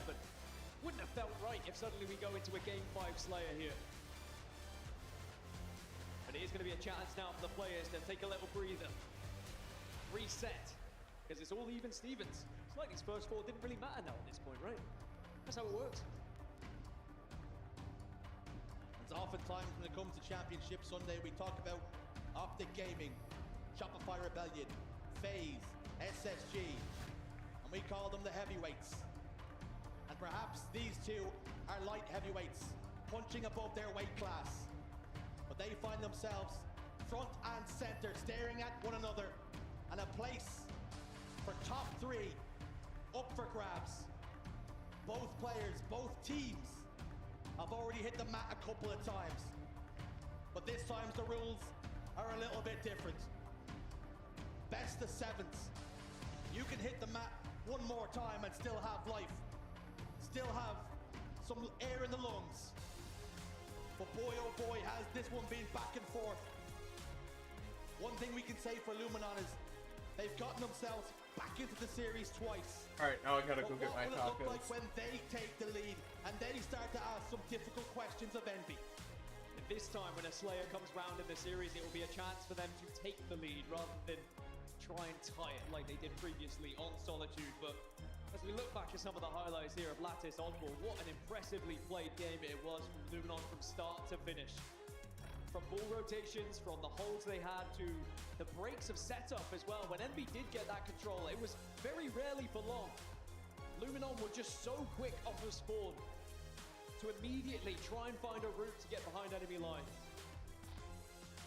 As it's a beautiful series layout to look at, even at the moment, but we move into Slayer Livefire. 3-3 for both teams. Be brave to try and call this one. It's a coin flip.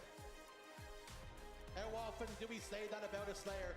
But then when it's in your screens, your eyeballs lock onto 3-3 in the green and blue, nothing to separate them. There's been nothing to separate them in the series, nothing to separate them in the records on Livefire Slayer. But someone is gonna have to take it. Taking a look at the stats then. 2 superstars. And perhaps they have not been superstars for long, but their reputation is growing and growing. Wutum and Piggy. 12 kills versus 20 with a KD of 2.50 and a damage difference of 1,009. The man from Finland, he knows how to put that crosshair in the right place, and he knows how to put down maximum damage. And throughout this tournament, both of these players have been finding the sniper rifle on Livefire Slayer as well, both Piggy and Wutum. So they will naturally be 2 players to focus on to try and be that difference maker. I remember yesterday, Piggy picking up the sniper rifle a few times, and when he was connecting with it, it was brilliant, but also it was about his movement and his positioning with that sniper rifle to keep it away from the enemy teams. You have a responsibility when you have the sniper. Yes, you need to be hitting shots. Yes, you want to be dealing damage. At the same time, you need to be making sure the enemy team does not get it out of your hands. Either be wasting ammo when you do feel like you're under pressure, tossing it on the map, of course, being on Livefire. Just kind of staying and rotating with your team as well. You can take powerful positions, you can take off angles, But if you leave yourself in a vulnerable position where you can get flanked, suddenly you give the opportunity to the other team to take off with the map. I think maybe something we don't talk about enough when it comes to the player who is trusted with that sniper rifle, and with that trust, Dan, the saying is heavy is the head that wears the crown, but maybe heavier are the hands that hold the sniper rifle at times, because you know, one misplay, you hand that sniper rifle over to the opposition, and all of a sudden your day can go from bad to worse. We all often speak about momentum and how important it can be. Confidence, momentum, snowballs, these are the buzzwords we use here and on the desk, and for good reason. And has the tide started to turn? Is the wind now in Luminon's sails after a dominant oddball on Lattice? Or could it be SLG who makes the difference here for Luminon Gaming? Both teams have already lost this map and mode so far this tournament. Luminon sadly lost to Cloud9 earlier in the tournament, and Complexity were able to take down Envy as well. But what that does mean is both teams have had VOD to look at. They would have known Saturday night when they finished their games, when they head into Sunday, they would have looked at this series layout and they could plan effectively. What went wrong? What did Cloud9 do that perhaps was the difference maker? Were they maybe taking too much control of that sniper rifle? Did they have better power-up control? Were we maybe a little bit hasty to try and push off spawns? Were we not waiting for each other? All these questions that have to be answered and then put into effect here going into Game 5. What a weekend of Halo it has been up until this point. There have been upsets here, there, and everywhere. Cloud9 topping their pool. TSM eliminating FaZe Clan, but then getting toppled themselves right after it. But now Envy and Luminon, locked level, complete deadlock after 4. This is the true swing game, I believe. We will see what these teams are made of come the end of this Slayer.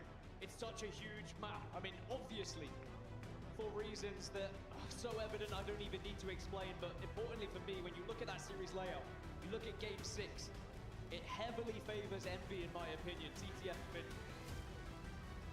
Whereas then you look at map 7, a map that favors Luminon when it comes to Origin Slayer. And it could be this one we look back at really made the difference when it comes to this best of 7.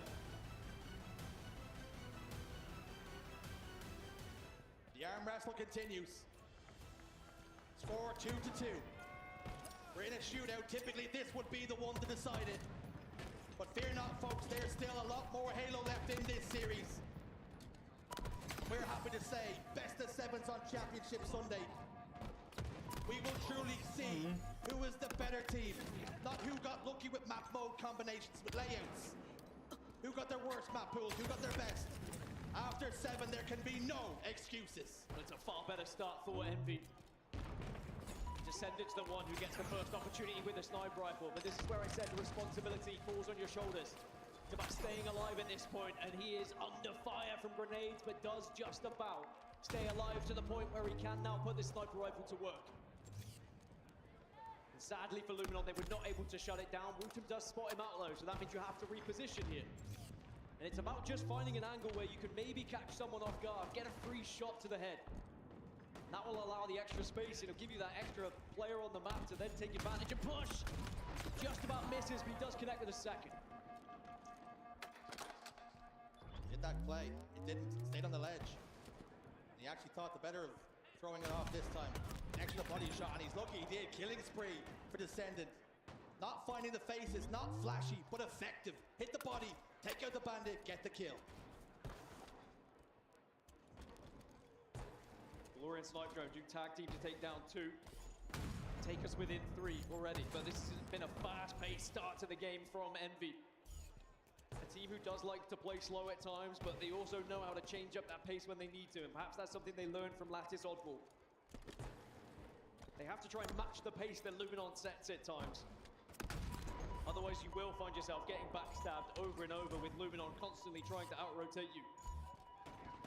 Descendant, remember once tried to play this sniper rifle, but now will finally put that last bullet to work. It's a 5-kill lead here for Envy. It's almost indicative of how important this map is. Not wanting to make the mistake and leave the sniper rifle on the map. And perhaps it just staying on the ledge meant that he could continue to be a force and a presence on the map. Applying so much pressure The shots didn't even need to connect. As long as Luminon know where the sniper rifle is, they have to avoid it. Glory down bottom middle, just about uses that repulsor to get himself out of harm's way. But Descendant continues to be an influence elsewhere, continues to be a nuisance. Jackson with the camouflage, and this is something that Luminon have not done time and time again in this series. They keep allowing power-ups to go the way of Envy. This is starting to get out of control now, over a 10-kill lead. Think back to yesterday when Envy were playing Cloud9. They did have a significant lead, up by 10. Cloud9 were able to recover right at the end, but did still lose out 50 to 48. Can't allow Envy to have such a lead because they will just slowly start to grind out this victory. As they get towards the end of that game, just finding trade after trade so they can get over that finish line. Doesn't matter if you win by an inch or a mile. It's 13, it's 14 now. And this is starting to get a little bit ugly. It's double the scoreline as Envy looking to try and make a statement and take the lead once more in this series. The methodical machine of Envy. The gears start to really turn now. Putting Luminon on the back foot, putting them in the blender at times. Descendant has the sniper rifle again. Drops down behind Glory, who was not looking at him and had no shields. Easy pickings. This time, Descendant does play the sniper rifle as it just about hits the drink. SLG gets shot down by Jackson from a distance. I mean, how do you even mentally recover from this start? Glory tries to push out, but had no support. Woosum arrives a little too late. And this one might already be over with how Envy are currently playing. Luminon would need one clean break, one all 4 dead, and then they would have to do exactly what Envy are doing to them. Showing aggression, pushing those spawns, not allowing them to push out for free. But with only now 12 kills to require, you feel like maybe this one, you already have the writing on the wall. So far, this has been as close to perfection as you're likely to see in a live fire Slayer. Still almost up double the kills, requiring only 12 to retake the series lead. And Luminon with so much to do, we start to fear the worst as Descendant continues to hit shots. Did not miss a single bullet on Snipe Drone and puts him away. 3 dead now for Luminon. And perhaps this Slayer now just getting too far from their grasp. I heard the roar from Descendant from here as well, all the way at the back of the venue. He let Snipe Drone know about that one. This game's over. There is no coming back from this one. Luminon are just all over the place. They have not been able to find their footing. Envy look dominant. Envy making a statement. Envy looking like they want to shut this one down in 6. Because remember, we head to CTF where they have been phenomenal so far. Not just this tournament, but this season in general. This series has been absolutely incredible. Just when one team looks to get momentum and be dominant, we go into the next map trying to tell you that story, trying to shift the narrative. Then the team comes out, bounces back. Envy, every single time the series has been tied up, they've had a massive response. And that's what we've seen here in the Slayer. As they are just 1 kill away from retaking the lead, and they are just 1 map away from the elimination finals. That was incredible. In a map mode which had a huge question mark over it when it comes to this series layout of both of these teams. Remember, both were 3-3. Both had already lost this so far this tournament against teams that are already out. And clearly, Envy found that recipe. They found what went wrong before and they adjusted. And they just felt full of life in that game. Compare it to what we saw in Lattice where they were unable to get going. And it really is incredible to watch this pendulum swing back and forth yet again in favor this time of Envy. And just when Luminon maybe thought that they had momentum on their side, Envy are quick to whisk it away from them. Sadly now what this does mean for Luminon is they only have 1 more chance. Otherwise they will be out of this tournament. And for Envy, that's when the heart starts to race. You start to say, hey, we are 1 game away from top 3. From the elimination finals, from our best ever finish in our history. And excuse me, I think I said Forbidden earlier rather than Fortress, but I'm sure you will forgive me for saying it. They are 4-0 on Fortress CTFR Envy across this season. They are the 2nd best team that we have seen on this map mode combination throughout the HCS. It is all pointing towards blue. We've learned already, Shurs, the form book is not always the way things go here. On the Halo World Championship, maybe Luminon can go against the grain to send us to a map 7.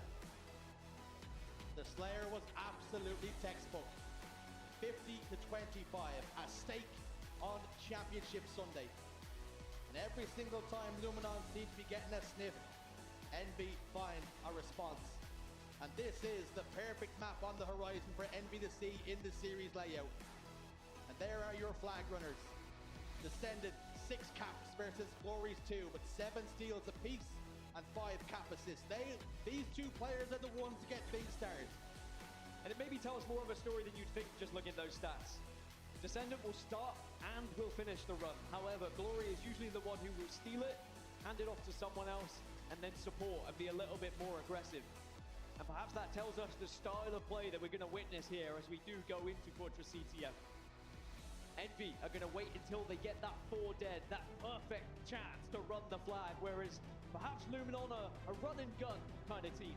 A couple of players are down, sure, we'll pull that flag and we'll kill you as we go. How will those play styles clash though here? Who will that actually bode well for? There's only one way to find out. 7-0 record is pretty insane. And of course, 4-0 throughout this season when it comes to Fortress CTF. It means no matter what mode they're playing on, Fortress just seems to be the perfect place for Envy, and it could be the perfect spot for them to find themselves in the elimination finals. Methodical Halo up against Chaos. Luminon Gaming on their final lifeline, and it's not phone a friend, let me tell you. Jackson's got the overshield. Yet another power-up goes the way of Envy, and he's already behind enemy lines. Last life though. 2 flags get pulled. Bootum hits a massive shot. Jackson will fall. And Luminon Gaming have an opportunity here, a massive chance to take the lead. But Slays goes down. Yeah, Slays go against them. Snydrone was trying to toss that one out, and then again being that nuisance, that thorn in the side, but Envy are able to catch him out. And if it wasn't for the overshield, maybe it would have looked very different, but Luminon had to turn and face Jax, and they couldn't allow him a free run there. They did very well to shut him down, but that shows the power of the overshield and the difference that it can make. Speaking of making a difference, Descendant shuts down the other sniper and takes the ammo away from it as well. Snipe Drone, though, will force it off the map. A heads-up play here from Descendant. Been really impressed by Descendant's performance in this series. He's not put a foot wrong. Making the right choices, the right decisions, time and time again. Envy, though, all trapped inside this spiral staircase. Snipe Drone gets through. Precision tries to get away. And they've dealt with the pressure and the presence of Snipe Drone. As now SLG forced away for his teammates to spawn back up and settled for a trade. The map will slow down. And Envy can venture forward once more. It's such a different map as well, with no sniper rifles on said map. And both teams will be aware of it. They know the ammo was scooped into one. They know it was tossed off. So you've got to wait for those snipers to spawn before really you can start to take any sort of control with said weapon. But now Glory's going to be the last remaining player. We're going to see the first attempt from Envy. Sound cue came. Glory giving up the ghost. 2 dead for Envy. 3 for Luminon. Another power up, this time in the chest of Descendant. And Envy drive this flag forward. And Luminon just do not have a response, nor enough numbers on the map. As Envy open up the scoring. Envy strike first. Envy start to creep their toes into the door of the elimination. Can you carry on that momentum from the previous? But now Luminon need to respond here. Envy have been able to control that overshield, and it has paid dividends. Snipe Drone is able to get into the enemy base though, and we've already seen what a nuisance he can be, but Jackson says, all right, you can play that game. Maybe I'll start to think about being a thorn in the side from this angle. And here's that run and gun strategy I was talking about from Luminon. There isn't even 4 dead for Envy, but they do start to move that flag together. Let's pull the flag first, ask questions later. The 40, they've come undone. And now Precision with the sniper rifle in his hands. Envy send their flag back home. And Precision can plant his feet and find some angles, waiting for information. As he rotates over towards the snipe tower, he will be ever present on the map. Takes a couple of ticks of damage. Knows exactly where SLG is located. But the Frenchman will wait for his shields to come back before he ventures out once more. Snipe drone gets a kill. But Precision answers back in kind. And it's all Envy right now. They're the ones posing the questions and forcing Luminon to come up with answers. And so far, so good for Precision. He spotted him, he called him out, and then he drilled the bullet into his hand, and it's going to be another overshield. It's the third one in a row here for Envy, and sadly Luminon are going to have to try and just battle from their base, but against the overshield, against the sheer presence that Envy currently have, it's going to be a difficult one. 3 are dead, but it's a slight fumble. Maybe an opening, maybe an opportunity here for Luminon to shut it down. Hands are sweaty. These are weak arm spaghetti. The flag a little bit too slippy. Arm spaghetti. Precision. But his trigger finger's been hitting all day long. The flag already made so much progress. Luminon trying to play defense, holding a high line, but not good enough. As Piggy slams in Envy's second flag.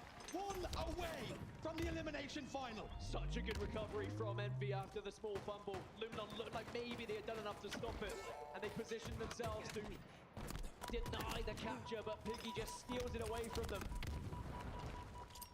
And now are Luminon starting to think about what could have been here, or will there be a little bit of a late resurgence back into this game? There is still 7 minutes left for them to work with, but they have to start getting these overshields. And even though we've been on the POV of Piggy, of Precision, Jackson for me has been the key factor for Envy with where he's been positioning himself, the anchor position he's found himself in. And of course, when we go over to him, he gets taken down by SLG, but he has done so much this game. Snipe drone, a little bit of desperation, tosses the flag, sacrifices his life. Glory spins around, tries to get the kill, settles for a trade. That suits Envy down to the ground as Jackson takes map control once more. He continues to output maximum damage, maximum pain here. And is the seed of doubt starting to really grow and flourish in the minds of Luminon Gaming? The biggest series of their careers. And is this to be the toughest defeat of their careers? There's still time to change things. 6 minutes to be exact. But Envy have got the upper hand yet again, and look at the timing for it. It's another overshield.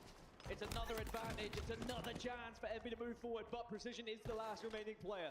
At least that does bode well for Luminon, that it is not going to be an easy flag pull here, but they still have to worry about him. They still have to force him out of this base.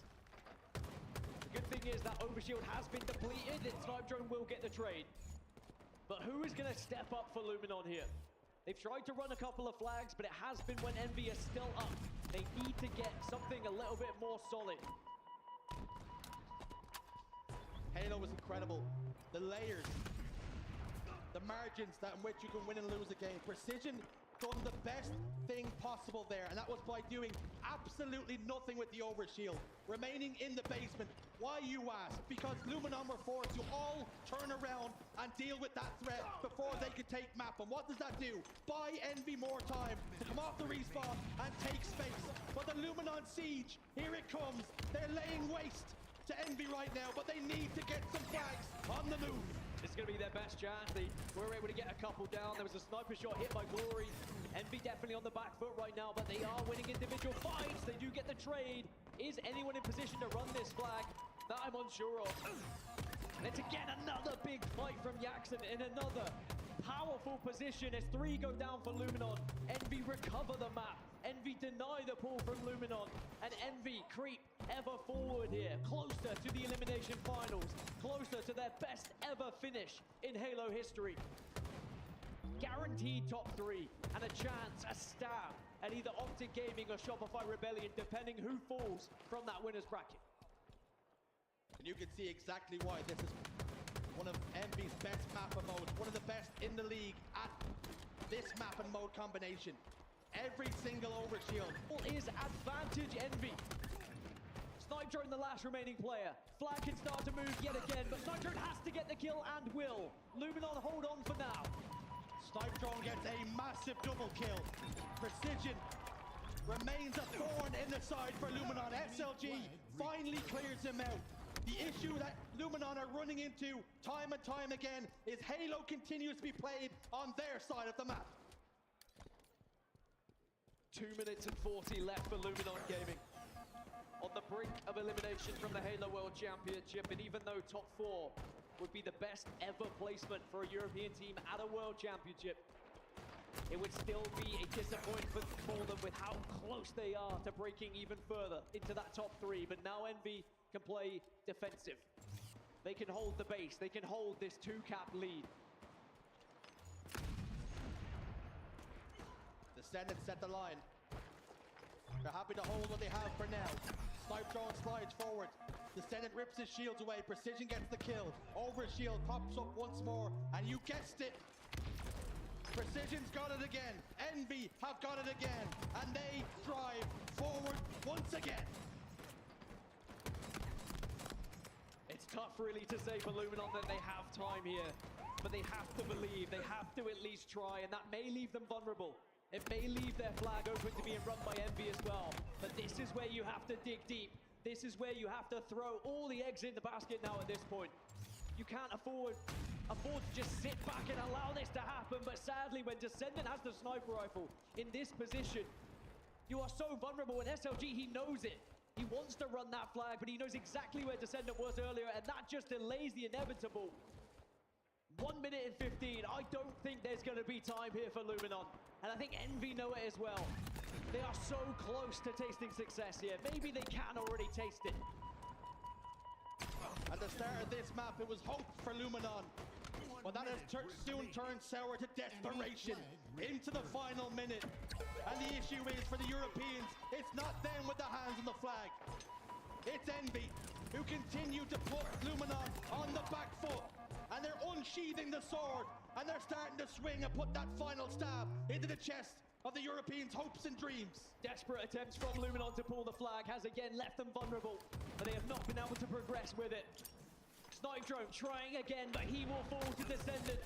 And Envy know they just need to deny over and over again, and they will be in the elimination finals. SLG falls. Glory to Envy have done enough.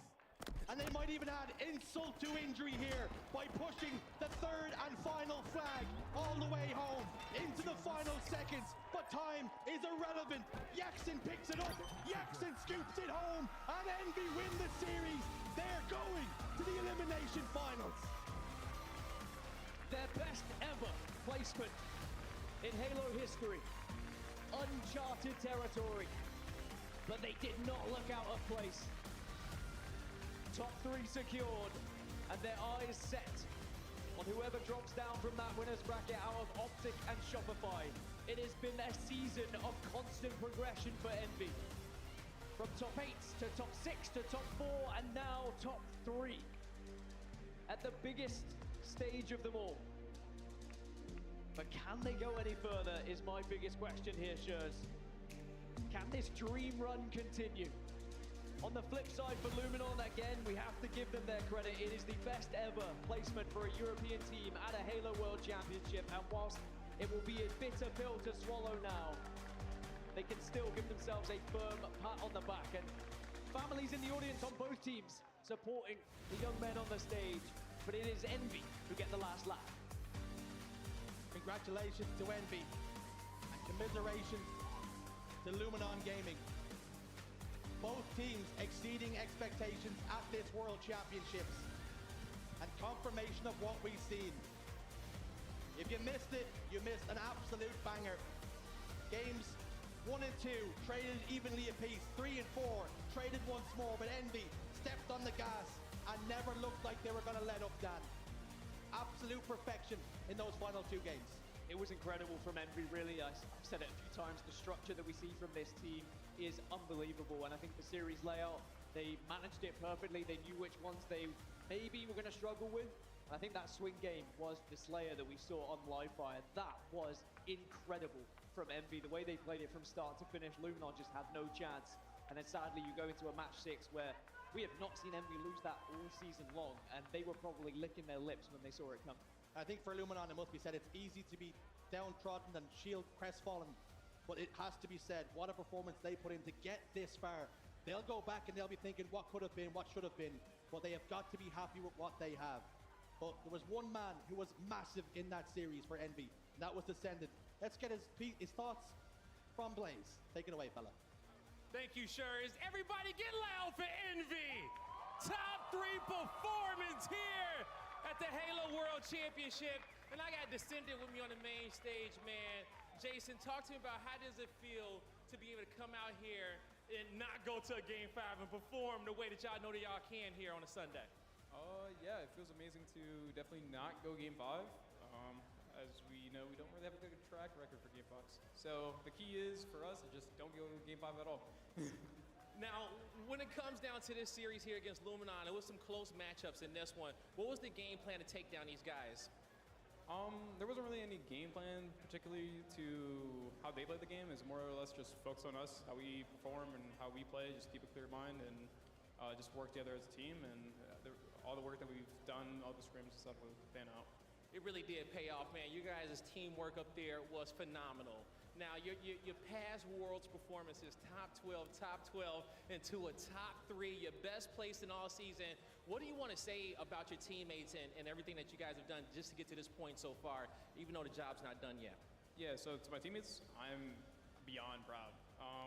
This team has kind of been like a family to me in the sense of like, this is the longest team that I've ever had, and it's really, truly is like a brotherhood for us. We've all kind of came from the gutters, you know what I mean? Kind of just scraps left out to rot, and we somehow managed to, to find each other and to play on this big of a stage, you know what I mean? And perform so well. It's truly a blessing. So. It really is a blessing, and you guys represent this Envy brand so well. Get it out the mud, get it out the gutter, and working so hard here on this Sunday. And I only got one question for you, and it's a simple one. You guys got what it takes to win this tournament today? I truly believe, yeah. I truly believe if we perform at the best of our abilities, I think we can bring home Papa Hastro another ring. So you heard it here. They want to bring home Hastro another ring here on this Sunday, and that's going to do it for us on the stage. Lot, take it away. Thank you so much, Blaze. Wow, Envy, they continue on their run. Actually, I love that interview from Descendant as well. You can see how much it means to them. And also just to take a little peek behind the curtain of the team and how they're feeling, and also the chemistry, and to hear about kind of the brotherhood that has formed, it being the longest roster that Descendant has been on. Tony, it's actually really important to have such good chemistry and dynamic as a team, especially in big moments like this. You have to have so much trust in one another to get the job done, because it's going to come down to the wire. You're not always on a Sunday going to come out and just completely destroy your competition. It's going to be tight. It's going to come down to the wire. And Tony, if you rely on each other and have trust and want to win for each other, it makes a big difference. Yeah, I mean, Envy really are a beautiful underdog story. I mean, think about their paths to get to where we are right now. So many teams that these players have been dropped from, and people doubted them. Well, they came together and they found each other and now became a family, a brotherhood, like you said, and they are showing what they are truly made of. Envy have continued to get better and better, and the sky is the limit. When Descendant says he believes he can win this tournament, he believes that, and so does his team. And you have to believe it. And Clutch, you've been there so many different times before as well. Belief is one thing, but skill and executing is a whole other ball game. Talk to me about what you've seen from Envy going into this one against Luminon. That's going to have you convinced heading into this Elim final that they managed to take a series from either Shopify or Optic. Yeah, I think it's the growth and the development and the experience that these guys now have. We've seen such highlight clips from the likes of Precision, from Descendant, like some of the most individual skilled plays we've seen in all of Infinite come from those two. It was a matter of, do they ever figure it out in fours? And I feel like this Envy roster has figured it out online for so long. We've been waiting for them to create these moments at a tournament. And what a time to do it. The last chance they get in their careers here in the HCS, and they make the most of it so far. I truly believe if those two are firing, they're going to be a problem for whoever drops down into that elimination finals. The words I think of when I think of Envy, it's about dang time. And you saw the combination, Descendant and Precision, the decision. That was beautiful. It certainly was indeed, and what a beautiful run through the elimination bracket it has been for Envy. Going down into round one, they have made the most out of this opportunity, as was said by my analysts, and I've got to say Envy sitting pretty right now. 4-2 is a really convincing win against Europe's finest, and that brings me on to say, of course, commiserations to Luminon Gaming, but a top 4 I mean, top 4 finish for them is history making. So incredible stuff. Should be incredibly proud as well. Is the winners bracket side of things, of course, our winners finals happening very shortly. Shopify Rebellion versus Optic Gaming. That one is going to be a banger. I cannot wait to see how that one goes because I have questions. Shopify, they're looking really good and they know what it takes on a Sunday to win this thing. Optic Gaming looking a little bit shaky yesterday, although getting the job done on the right side of things. Clutch, how are you feeling? The appetizer's over. I'm ready for the main course, and we get the exact 2 teams that deserve to be in the winners bracket finals. We get the 2 teams that have won tournaments this year. The first 2 Optic, the second 2 Shopify. I can't wait because when these 2 play, we get a best of 7 this time. It usually goes to game 5. Will it go to game 7? Man, that would be a show for the ages. It certainly would be, and a show it will be regardless. Folks, we're going to head to a quick break. When we come back, we have plenty more action for your championship Sunday on the main stage getting set up. It's Optic versus Shopify Rebellion. This one is for the history books. Who will come out on top? We'll find out right after the break.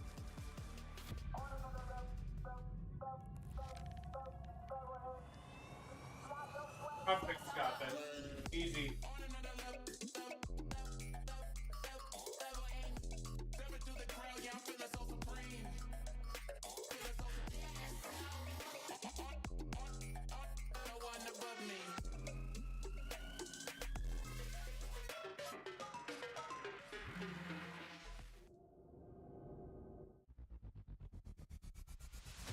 Want more Halo action? Subscribe to the Halo Esports channel for official HCS highlights, behind-the-scenes content, and player spotlights that take you closer to the pros. Stay in the loop with official updates, Halo Esports history, and our HCS and Community Top 10 series. Don't miss a second. Subscribe now.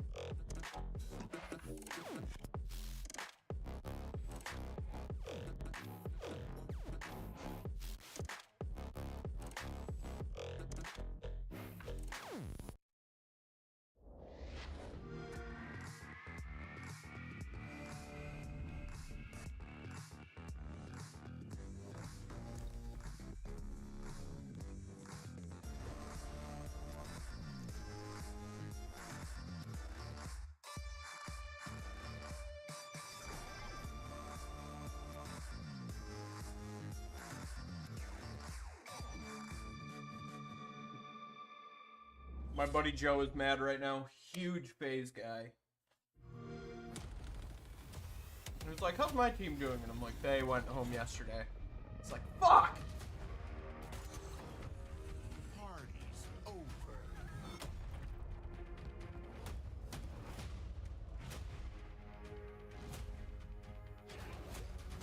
You belong to me. Satisfactory.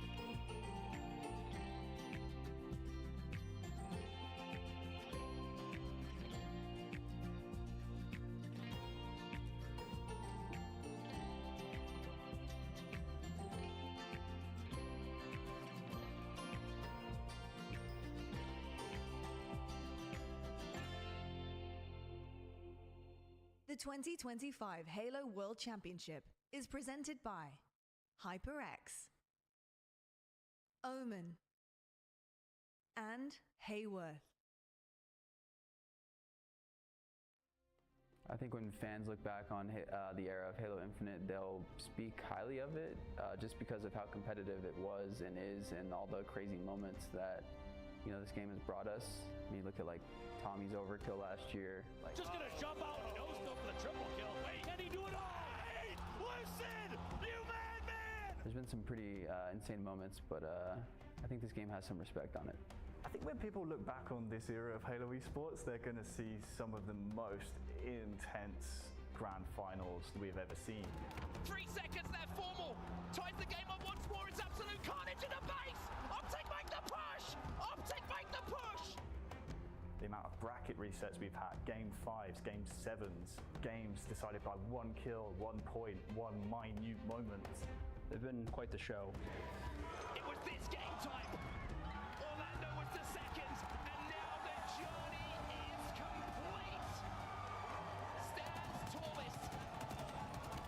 As with just a few moments left. Wait a second, you're right. ABG's headset was off. The game isn't over yet. There's no way. In quick succession, coming in from Ryan Ooze. Renegade. 3 seconds left. They say, FaZe, you gotta get in the hill, and I've got a rocket launcher. I don't think it's over. Not again on streets. 0 seconds on the clock. These two teams will tie. I feel like this era of esports, of Halo esports, would definitely be looked on as probably the most competitive. I think it would be probably the most fun and exciting time, I'd say. Going to an event knowing that like multiple teams could win always just made it fun. I think it's the most competitive it's ever been. The competition has still been so tight and so interesting, and the passion for Halo in general. I think fans and players will look back on Halo Infinite as success, honestly. Obviously, there's a bunch of rocky moments, but I mean, I feel like that goes with any Halo game. But I feel like there's been so many cool hype moments, a bunch of great events. I think Infinite got a lot of like backlash. I think about it, and I think about it as like the whole like aspect of all 4 years. I think it was actually a pretty good game. I think it was definitely underrated. I feel like Halo Infinite was like a core era. I feel like just because it was so long, like there's a lot of history that happened. Formal came back from Call of Duty. Some pretty crazy storylines that happened. Formal coming back to the game, winning his ring, after playing COD, that was pretty insane. Us, Quadrant, making history. There's a lot of great memories that we're going to be able to have whenever the game does end. I think most other What up, Pat? Halo Wedding was games, good. video I'm games super in general, hungover. It'll be kind of controversial. People will miss it. I'm sure some people want to move on from Halo Infinite and whatever too at the same time. But I think it'll be one of those hindsight things where we really realize how good we had it in the moment. They'll look back and say, you know what, I was pretty lucky to witness some of those games. We're about to get into the elimination bracket finals. And we've got the losers bracket finals and then grand finals. We have another main stage match here in Seattle for your Halo World Championships. And boy, oh boy, is it a big one. 2 Titans on that main stage are getting ready to go. And this means everything, let me tell you. This right here is the biggest confidence boost you could ask for. One of them will be heading into the grand finals, and one will be meeting Envy in the elimination finals with another chance to bounce back. This is huge. This moment is everything. I think it weighs heavy on both of our teams for 2 different reasons. I think one side we have Optic, who have done this so cleanly. Why stop now? Get that leg up, have that bracket reset behind you as a safety net. And the other side, we have Shopify. Who's gonna win? We're gonna predict right now. Time and time again, and they know how to win. But Optic Gaming, it's a tall order. Yesterday, I didn't see what I needed to from them in order to get this done against Shopify. Have I seen it before, though? Yes, I have. I know they're capable of it. I need to see more out of the teamwork. It can't just be Renegade time and time again bailing them out. But I know those 4 individuals can get together, they can produce what it takes to win, and clutch, can they do it on this stage? That's the big question. Legend Bound, I'm looking at you two. Formal, we got to have a big series here because I do think that this is a must-win for Optic Gaming. Shopify have gotten the better of them at our HCS tournaments. As as of recent. So this would be a massive confidence to say that we belong, especially in a best of 7 here. If you truly outplay Shopify in the winners finals, that gives you so much opportunity, not only the double opportunity in the grand finals. You want to let me like collapse the fucking chat? That'd be so sick. I mean, he hasn't missed a beat in what seems like 10 years.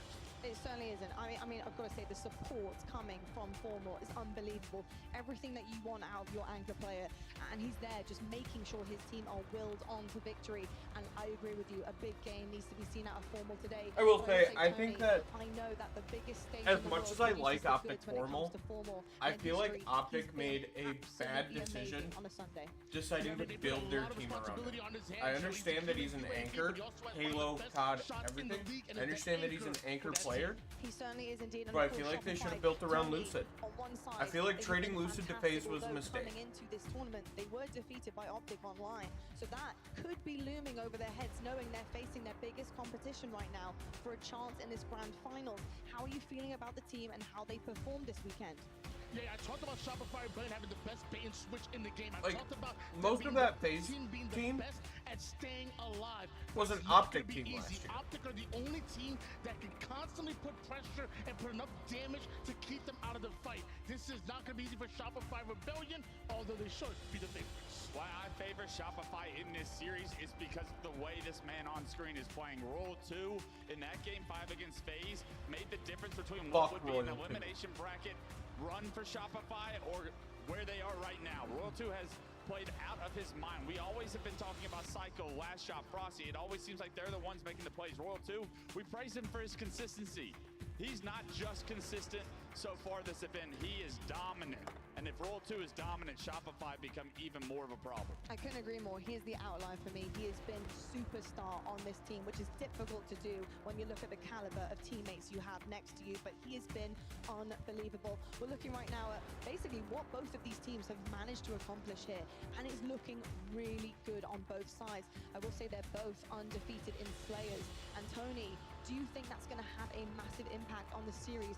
How do you see this going? Is it in the Slayers? Is it in the objective work? What do you foresee? Yeah, I think it's definitely important. You know, obviously Optic have made some huge improvements in their Slayer game, but I will say Shopify Rebellion have already been one of the top teams in Slayer. And Optic Gaming, although we've seen the improvements, we haven't seen you specifically against Shopify Rebellion in the Slayer. That's what I want to know. Yeah, both teams being undefeated in Slayers is awesome, but it really is the Slayers that determine the series difference between these two whenever they match up. So pay attention to those games 2, 5, and 7 when they come around.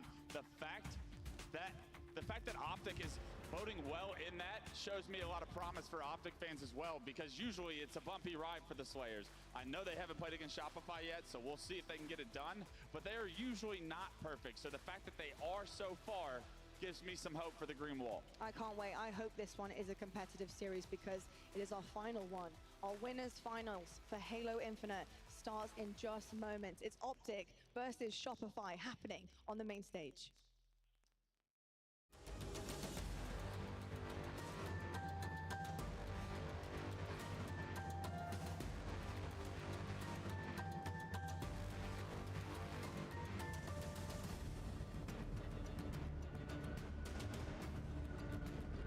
Still can't get over the fact that the barrel is bent on that trophy.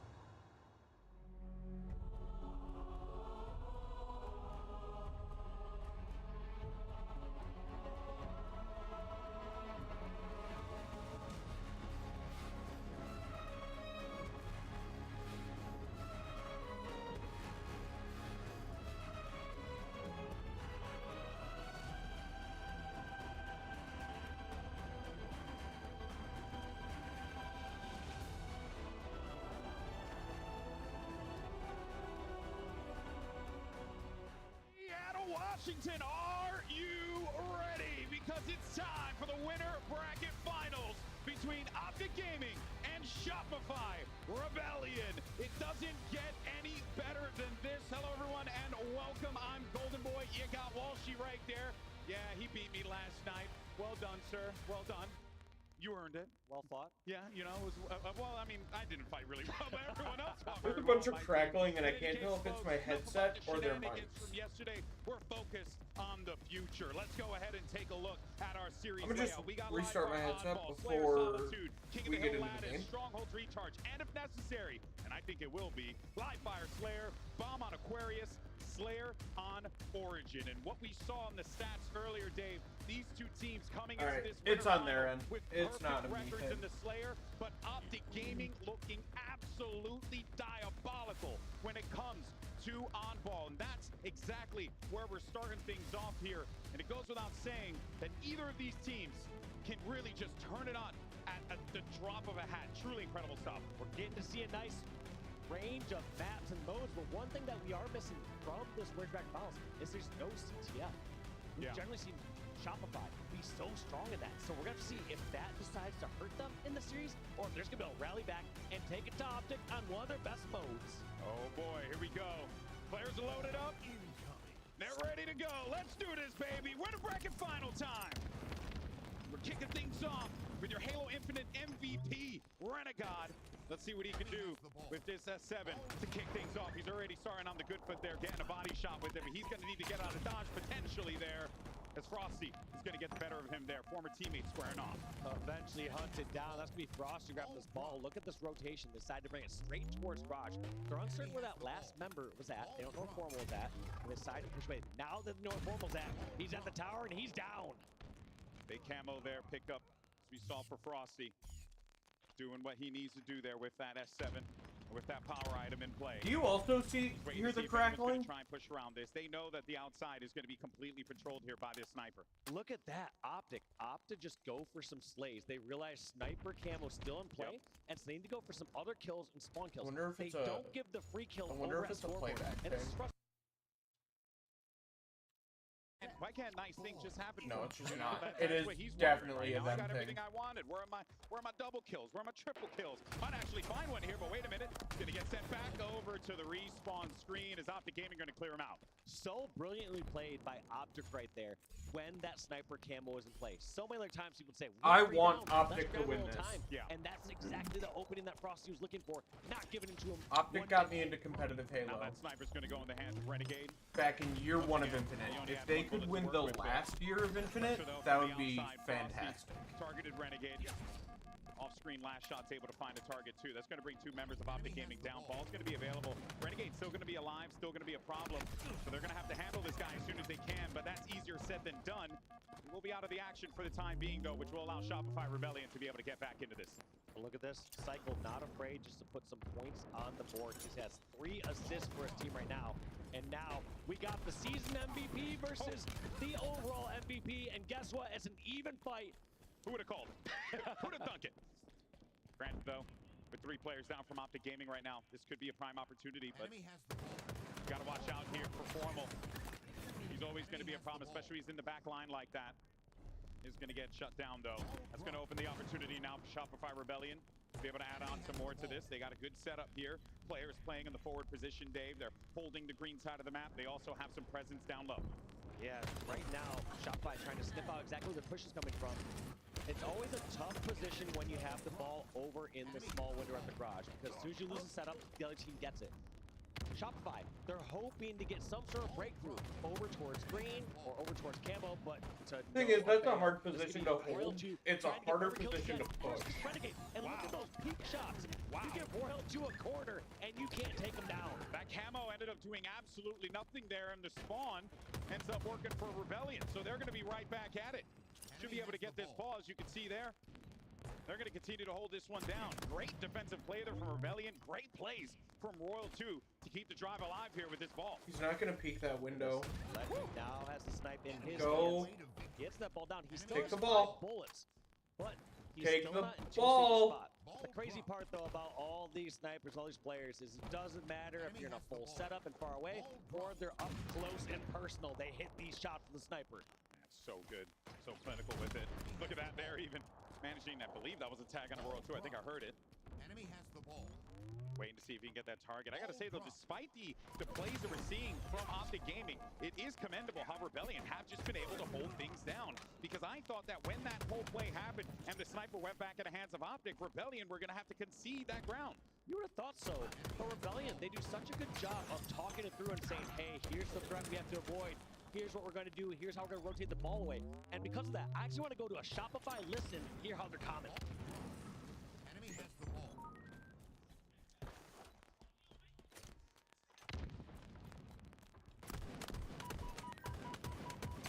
We go to a listen in where we can't hear him.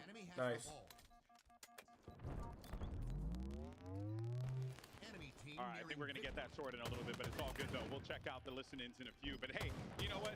If we were listening in, I think we were just going to hear them feeling great because they're up right now 87-20, and they're continuing to add on to this. Could lock up the first round here and now. Great defensive plays coming through. They take round one, but that's fine. Line, but it might be all for naught. Formal's going to be very weak here. This could be that first Shouldn't have round. thrown that ball. You could have gotten those 4 seconds. Handle last shot. A lot of these targets from Optic, and Optic know that they had to put pedal to the metal then and there, but they put themselves in a tough spot because one mistake. That's the thing, like, don't don't get me wrong, I'm rooting for Optic, I really am, but, like, put some pressure onto the board.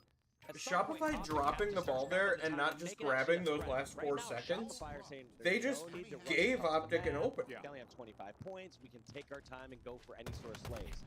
But now they're putting a little pressure. You see it climbing towards 30, towards 35. The biggest thing, though, outside of just getting those slays and putting that pressure, is Optic needs to get that ball in a play ball position. They cannot keep it in the house because as soon as Shopify get the kills, Optic lose the game. But it feels like Shopify rotate ball to is green. aware of that, which is part of the reason why it's been difficult for Optic to be able to rotate out. As you can see toward the camo area, World 2's been patrolling around here, preventing them from being able to move. And you also saw some solid holds from Shopify Rebellion around the perimeters of the map. Now, though, Optic Gaming have an opportunity. This is where they're going to have to force their way out of this one. But even then, it's still going to be tucked away inside of the room. Cycle could end up making a big play here if they're not careful. Here comes the push now. Actually, Cycle just goes and swoops the ball away, and he's going to get the round. Just like that. That is so sneaky. They should have had that sooner. MVP Cycle just decides to scrap up those last 4 seconds, secure that first round, and right like that, they're going into round 2. That's what we're saying, man. You know, they had no room for error. And that was one that, you know, it could have happened to anyone. Because you got to worry about so many things at once in an oddball game, especially when you... Every now and then you can hear somebody trying to fix the crackling. I don't know if it happened to anyone. I saw Uber Nick just camping the objective yesterday in the BTB battle. He was doing the Lord's work with that hammer, okay? I will defend that man to the grave. Now, guy who was supposed to be on my team but ended up not showing up found on screen here. Not salty about that. He could help you a little bit. Not at all. Sorry, you got Guy Blaze instead. And he got the stick on the Cycle. That's good. Good start, though, for Optic Gaming. Right where they left off, we were seeing them really start to put things together in that first round toward the tail end of it, Dave. Jiggle peeking cuts is really always picked up that momentum. Rebellion now need to break this setup, and they have that play ball set up in the back of the map. It's always a gamble. Look at this. Quite opposite from what we saw during the first round. Optic grabbing a bunch of time, getting the ball in play ball positions, being very efficient this time about. And now they get to play with a bit more patience. They're not playing exactly just Shopify's game, but now we see the kills going in the favor of Shopify. I'd love to see where they're going to set this ball up this time. They've been loving holding the ball inside of the garage side of the map, so maybe they're going to continue to do this here. When they get that opportunity for rotation, perhaps they could bring it over to the green side if they want to, which is Last Shot doing a ton of work out here. Last Shot doing a lot of great work.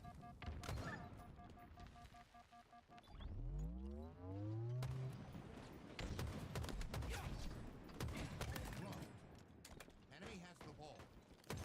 All drop. Enemy has the ball. Small mid. I think he's mid. I got ball.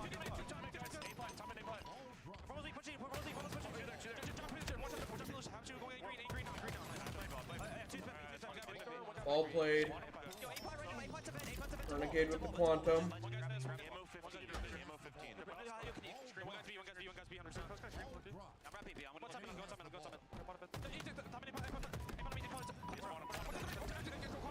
The thing that I love about Optic is I feel like every game of Oddball, round 1 is recon. They want to know how the other team is going to be playing.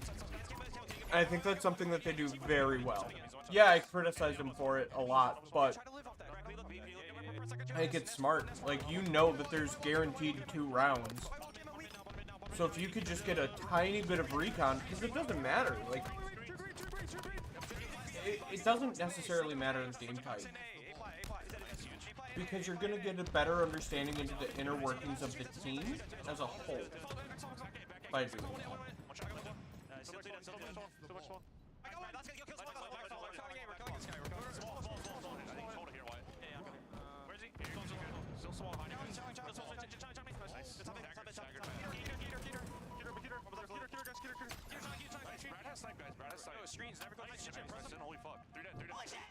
While that whole thing was happening there, you ended up seeing Shopify Rebellion taking this lead in a commanding fashion, 74, 75, and counting.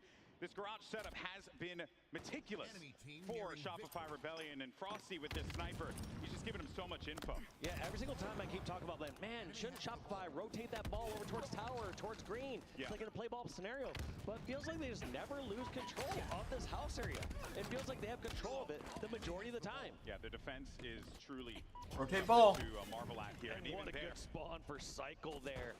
As there were 7 people down the map, Formal Last Alive, Cycle gets the dummy spawn and just makes its way over towards house to block the rest of these players. Sometimes it just be like that. You know, you do all that work and then the guy ends up getting a god spawn. Nice shot, one there by Cycle. You only got a couple of points. Is anyone from Optic Gaming in the vicinity to stop it? No, it is not.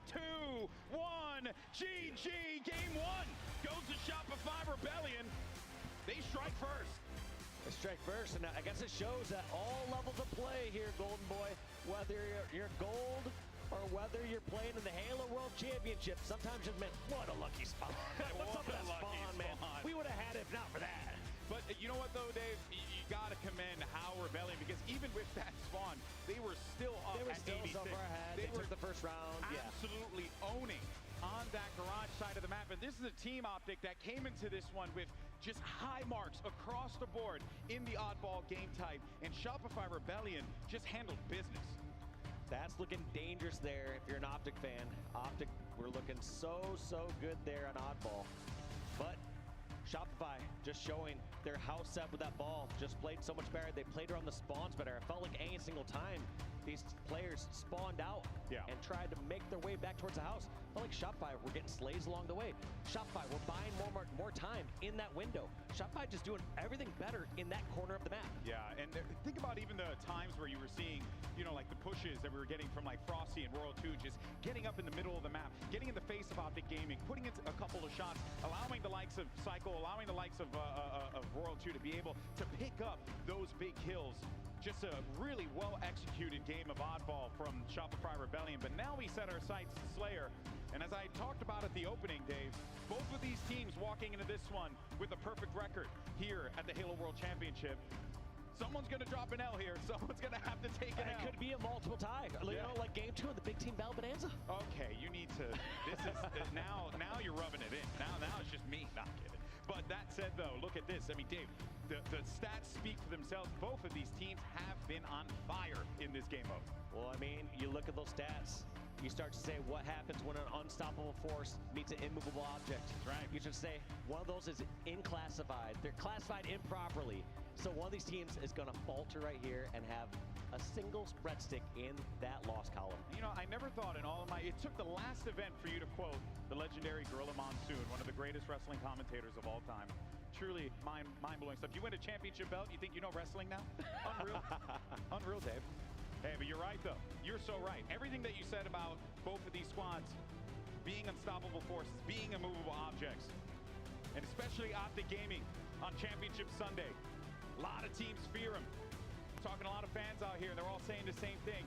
Optic Gaming, Champ Sunday, different breed. Let's see if that comes to fruition here in the Slayer. They're going to need it. They got to hit Shopify with a left hook and get themselves right back into this series. And that's just insane stats right there. 10 Slayers wins in a row for Shopify. 7 Slayer wins in a row for Optic. apples to teams. We used to talk about Slayer being the more random mode, the one where the teams that are on the up-and-coming roster side are getting wins against the Titans. Instead, it feels like Slayer is now the true test of skill. Yeah, the game really has matured in a very unique way. Frosty gets out of there with that camo. Feel like every time you're looking at Frosty's screen, he's invisible.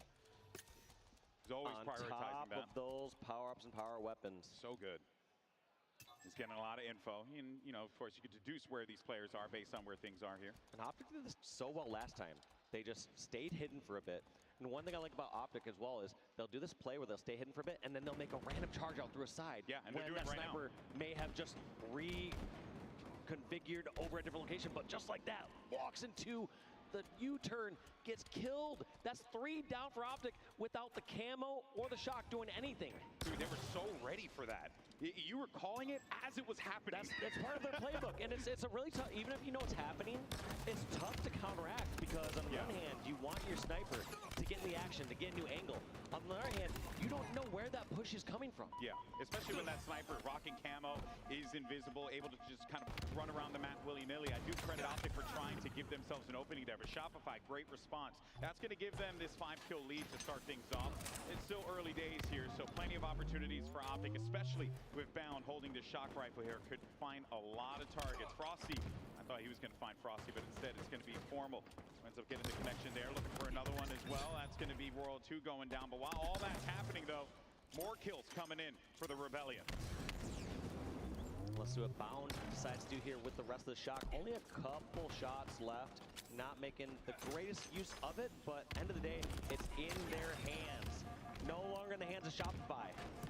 And anyone who's opening kills, it's not just the kill that they get on the board, it's more of the map control that they get from that kill. Hey, well, Bound ended up getting a couple of frags with that, so that worked out. Double kill for Bound, looking for another one, but World 2 is going to run away into the loving hands of Renegade.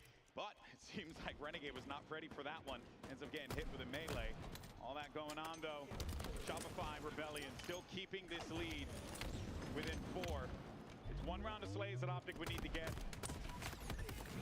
These kills are coming in fast, and Shopify keeping the pace the entire time.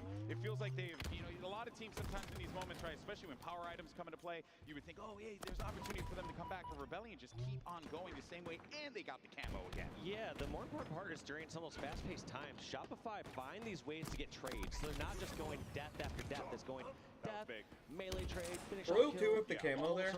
Ways so that they are never getting themselves in a camo's spot off field, Optic that's keep full huge strength of for more players, Optic. just mowing down player after player. It just gets so difficult, too, when you see how Shopify move around the map. A lot of teams do this, but few do it as good as Shopify does, where you're never really in a 1v1 fight with someone when you're going up against a member of Shopify, because there's always going to be someone else there to take the fight. If you think, oh, I'm going to be able to get away with this, nope, you're going to be dead immediately. And that goes to what you were talking about, Dave. Those trades, they keep coming in. They keep getting the value where it is. And now they have an 8-kill lead here. It was 4 kills at one point. I love that move from Royal 2 there. Just realizing saw that small opening go towards Garbage Truck to continue putting pressure on the Legend. Just not letting the player get comfortable. The way that someone like Legend or Renegade are going to go off when they have Shock Rifle is they get to hit their shot that they want to take, then they reposition, hit a new shot. But if you can find that player before they can reposition and continue to pelt them with shots, put that pressure on them, it throws them off their groove. Yeah, I mean, hell, even right there where you were seeing on the opposite side of that what Optic was trying to do to Rebellion there. End up getting 4 down. So that's going to get things at least a little bit more manageable, because this lead was looking a little out of hand at one point. I think they were up to like 10 kills. So credit to Optic Gaming, keeping themselves very much in there. And they keep on with these big moments down low for Formal. He's looking around to see if anyone's going to try and challenge here. Now Rebellion all going to be grouping up, waiting for a time to strike. They know Formal's patrolling down here. They got to handle it. Yeah, Formal's in such a smart spot. He's not overextending just yet. They knows they're all stuck over at top shock, and they're just trying to squeeze in here and eventually trap them over at this tower. Here comes the final flank, and kill after kill going in favor of Optic. Well executed. But even when that's happening, though, you're still seeing Shopify get 1 or 2 in those exchanges. That keeps that lead going. And it's been the theme of the entirety of Game 2 here, where Shopify seemingly don't want to give an inch to Optic Gaming, as they shouldn't. But Optic are doing a good job of just trying to force the situation, get themselves back into this one. And Formal is holding things down over here, but now things are going to slow down just a touch. Well, just as I say that, Cycle manages to break through the lines. Just somehow seeing these different routes that don't seem like they can be taken. You just assume a squad like Optic has every single angle watch. Yeah. But the fact that Shopify just hit those routes so fast, there's zero hesitation. They're not waiting for a stalemate to do this. They're doing this in the middle of chaos, and that's why it's successful. And that is another power item. Camo grab for Shopify Rebellion. Ball's been made though. Formal is going to be weakened. World 2 playing his life here. Needed to get outbound, had those camo eyes, was able to see it. And they're just exchanging those kills over and over, maintaining this 5-kill lead. It's only continued to frustrate Optic. And with this camo too, they're kind of in a position where they don't really have the freedom and understanding of where things are on the map because this one player is able to just run around willy-nilly and grab so much info. I like this play by World 2, just realizing he has the damage, continues to put this squeeze onto these players. And how he decided to get the hunt, because right now they're not getting the finishes on these kills. They finally take down Legend, who was that original kill over in the yard. And it's just hunt after hunt. Bound goes down after Legend. And just like that, we're back to the 6-kill lead that Shopify has established at the very beginning of the game. Yeah, Rebellion have gotten the lead and never let it go. And also credit though to Cycle World 2. They're having 2 incredible games with Hell Frosty is as well. Got himself a big shock rifle kill there. Trying to see if maybe there could be another target. It's Renegade up top. He's weakened. Might have to commit to this fight knowing that there's going to be pressure right behind him. They're over toward the snipe, but the help comes in. It's beautiful. He gets right out of dodge there. You think he's going to be cooked, and he's still getting kills.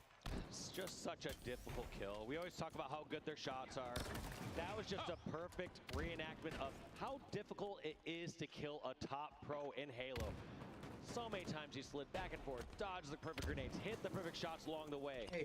Just all this movement while perfectly precise.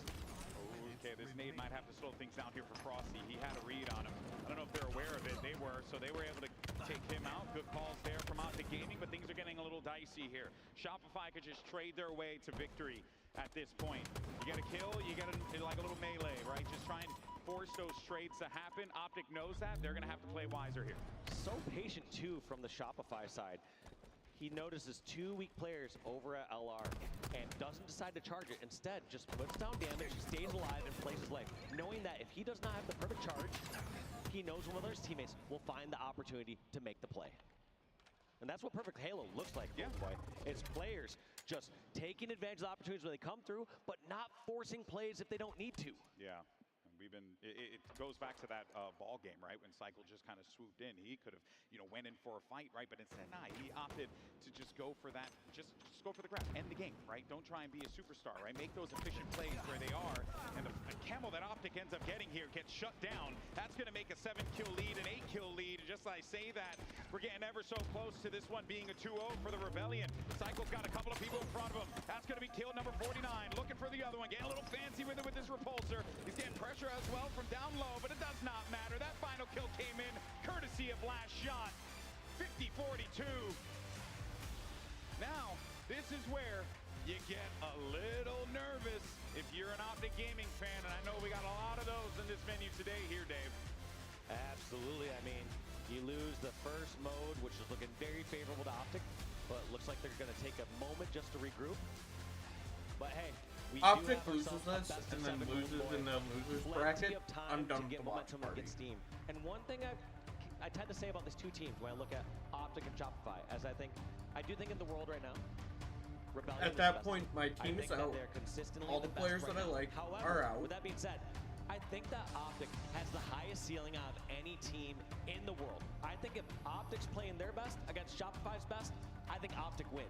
There's a moment that they can get steam and momentum and bring the series back. Yeah, there's like a fire that lights up inside of them whenever you see them in these pressured situations. You're so right there, Dave.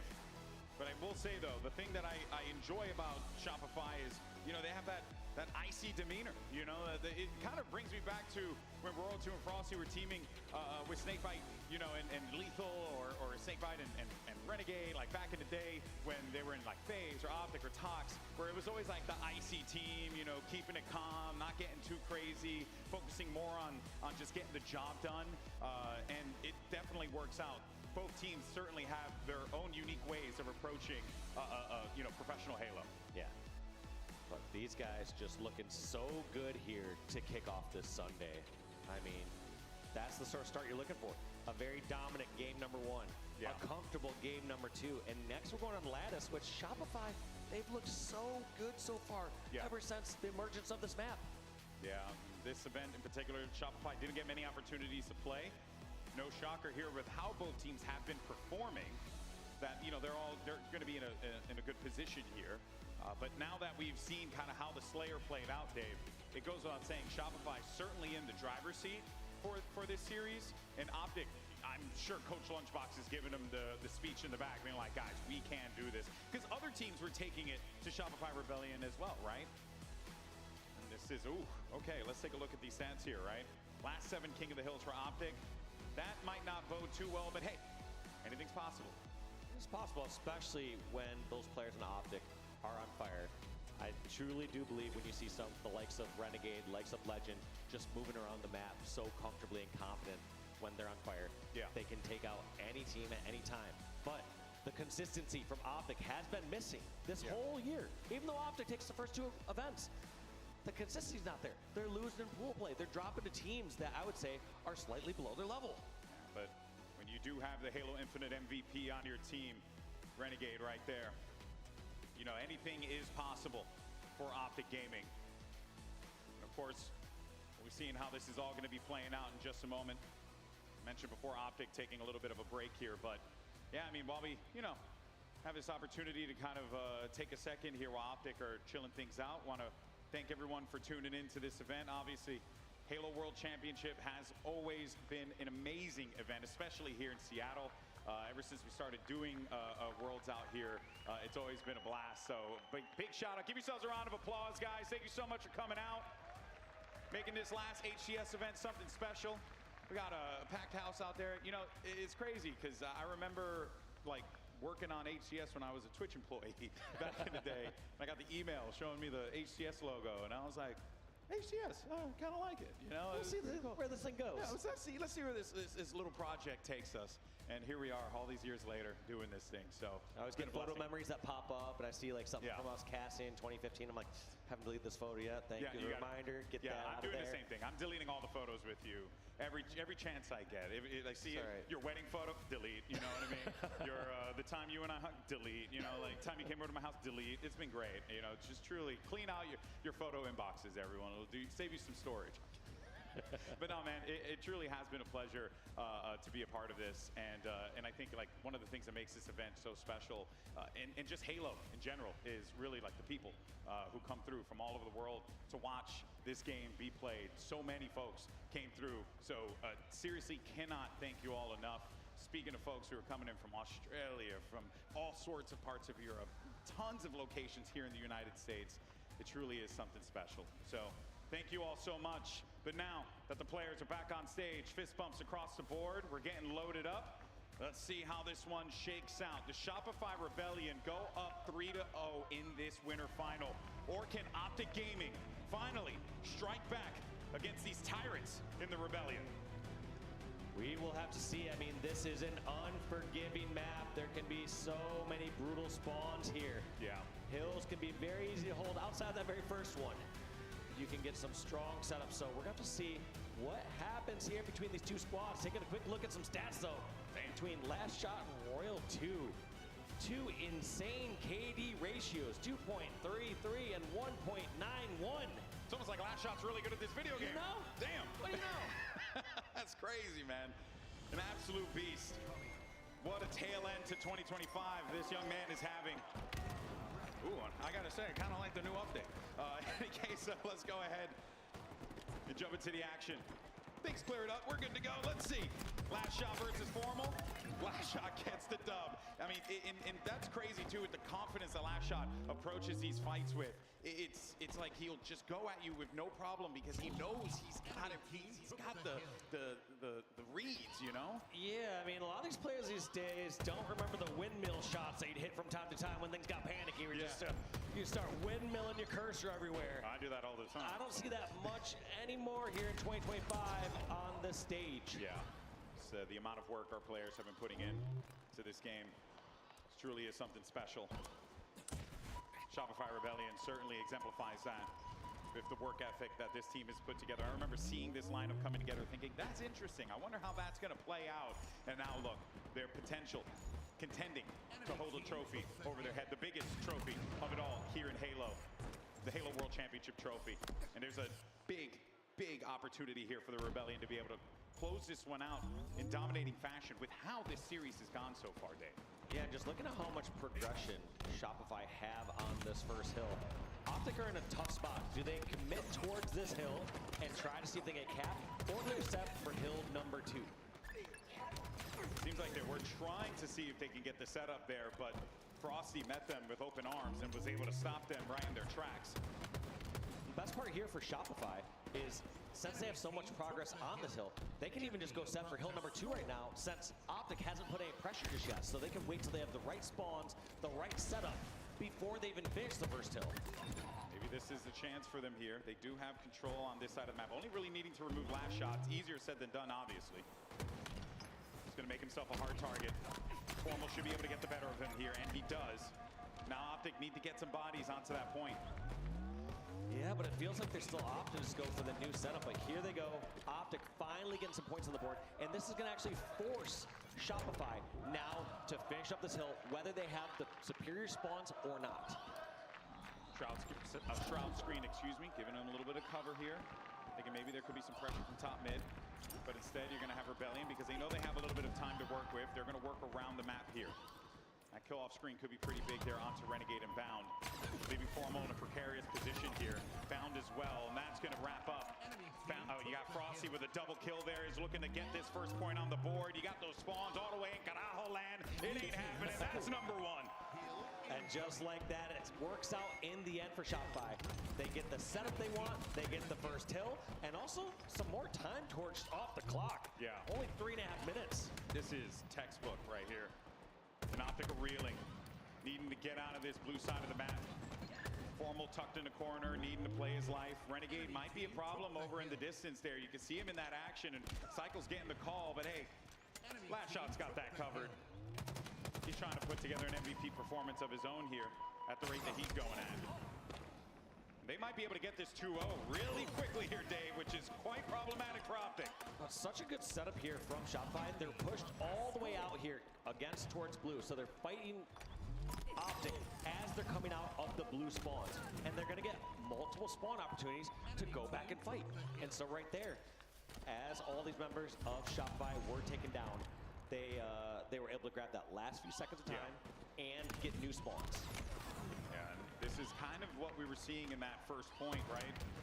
Where Shopify had so much progress, whereas Optic were really just playing from the back foot here. Now you got 3 down, and this is right back where we started. And there's the difference, too, from how Optic held. Optic held right next to the hill. And so the second that they were taken down, they already had somebody in the hill from Shopify. And on top of that, Shopify can go across the map and set up to get spawn kills against the blue spawns. And that's number 2, folks. Optic Gaming need to wake up here if they want to try and get into this.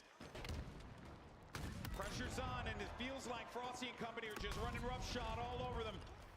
But this area of the map, hey, Optic's been here for a hot minute, so maybe this could work out for them. But last shot has other ideas, has other plans alongside World 2. He's having a great game so far. Yeah, their first target here is going to try to be blue. They know Bound's at the bottom of the stairs, but if they can get blue control, no longer can Optic be comfortable in the Crystal Hill. But they are doing a good job of holding this one down. Like I said, they have a lot of familiarity with this blue area of the map. They've been here for a minute now, so this should be at least a territory where they can hold things down. The Rebellion making it so difficult.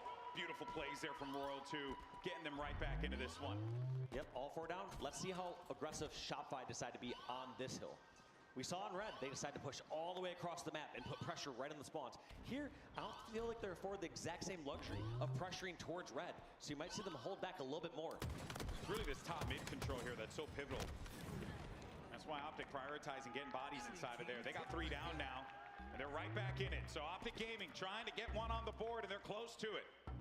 Enemy about to And I feel like Shopify, they have the room for error for this, so they're just going to likely let this hill go and set up for hill number 4. Yeah, and that is what's going to happen here. A little bit of progress, and that'll do it. Optics on the board. Now they need to get themselves one more, not this game up. Just like that, they got the first kills on the board. These next kills are going to decide everything. That huge kill by Legend is going to disallow Shopify from having full control over at Blue and Crystal. They fight here as well.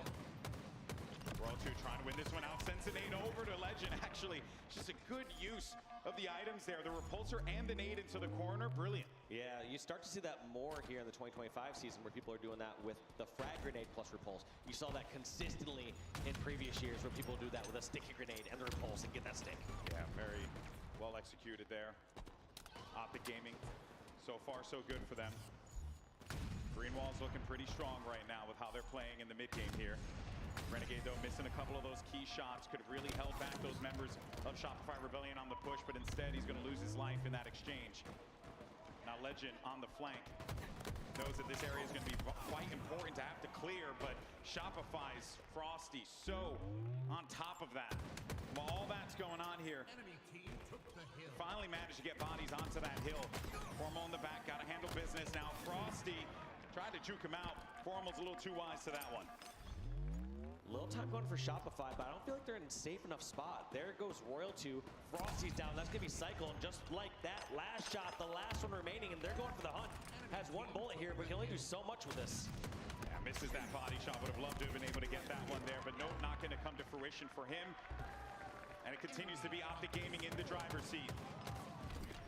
We were seeing in the beginning, Shopify Rebellion started off hot, getting those 2 caps right out of the gate here, but Optic showing that they are not out of this, not by a long shot. No, looking a little more scary here for Shopify now that you see Optic starting to heat up. Also on top of this, Shopify, they've been outslain by 7 kills so far in this game, yet they're about to go even in the objective. This goes to show the great defensive hold that we've been seeing from Optic. I think a lot of that probably came from the start of the game too. I wouldn't be shocked. I think if you look at a little overslaying at the beginning. Yeah, I think if you look at like how the slays kind of matched up, or like if there's a graph, if you will, probably would show that. Now both of these teams, probably Optic, winning more of those exchanges here. Got to close this one out though. Cycle's having a bit of a tough start to get things going, but he's still putting in a lot of work with those assists, trying to help his teammates out here. No one's really been in a comfortable spot to move into that damn hill either. Looks like Optic gonna grab that second hill, gonna tie this one up. And I don't think we're gonna go to a hill number 6, Golden Boy. I think it's gonna be ended right here. Yeah, I think you're right. And what an area for this one to be where that last fight is going to take place here, Dave, because, you know, this hill can get a little scrappy sometimes. The box hill, which Optic has presence right now, and it's kind of ironic that considering, you know, the way this game started, where everything was really catering more toward, you know, playing on the outside, playing red. These last 3 hills have all been on the blue side, and Optic have been there the entire time. That's going to be 3 down for Shopify. 4 Optic down. grabbing all this time. And I feel like we're going to see Optic play some defense after this. Yeah, and they have every right to. 55 seconds left on the clock. They can get this one here. Clean shot from Pound. It's going to get shut down immediately, though, by Royal 2. They're going to get it. That's the lead. 3-2. And for the first time in this series, Optic Gaming takes the lead over Shopify Rebellion. Perhaps that's the juice they're looking for. Like this play from Legend, though. No need to go directly towards the hill just yet and try to take over some height, try to take over the catwalks. There goes Frosty. They know Royal 2 is 1 shot as well over at red. And look at this clock start to tick down. 46 seconds of defense left here for Optic. Things are getting a little dicey now. Beautiful shot from Pound. Looking for another one. Last shot, the lineup, the pitch, and he misses. But hey, at the very least, it's the pressure that he's applying to Shopify Rebellion. That clock begins to tick down. 30 seconds remaining here. Things are getting dicey. But Bound's got good control this night. Gets the body shot. Love to see it. And they're going to continue to add on to this. Frosty, though, finally stops Bound's reign of terror. But no one's in a great spot to be able to get into that hill. We only got 14 seconds remaining here, Dave. No, and just this defense is impenetrable. Legend and crew even right near the hill just to defend if necessary. But right now, Shopify They're making their last stand, their last charge. They get inside the hill, but time is fully on Optic's side. They can step back. They can even get outslayed one round and make another push. Yeah, this is where Optic, they're in a great position to close this one out. They cannot afford to take a body off of that. You saw it just tick down to 2 seconds there. World 2 with a big win. Legend trying to keep this thing alive here, but now things are going to get a little bit dicey right here, Dave. Big play here for Renegade potentially. Renegade going in, taking his own hand, takes out the trade against last shot. And Optic Gaming showing that they are not done yet. Managing to get the King of the Hill. King of the Hill has been a rocky game mode for this team in the previous few matches.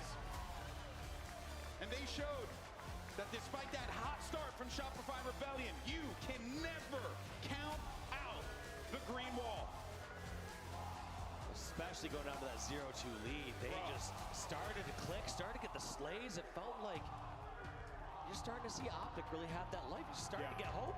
I think this is exactly what Optic needed here. Just to get that motivation going, just to confirm, yes, this Shopify team, they're absolute menaces. They're beasts, but we are too.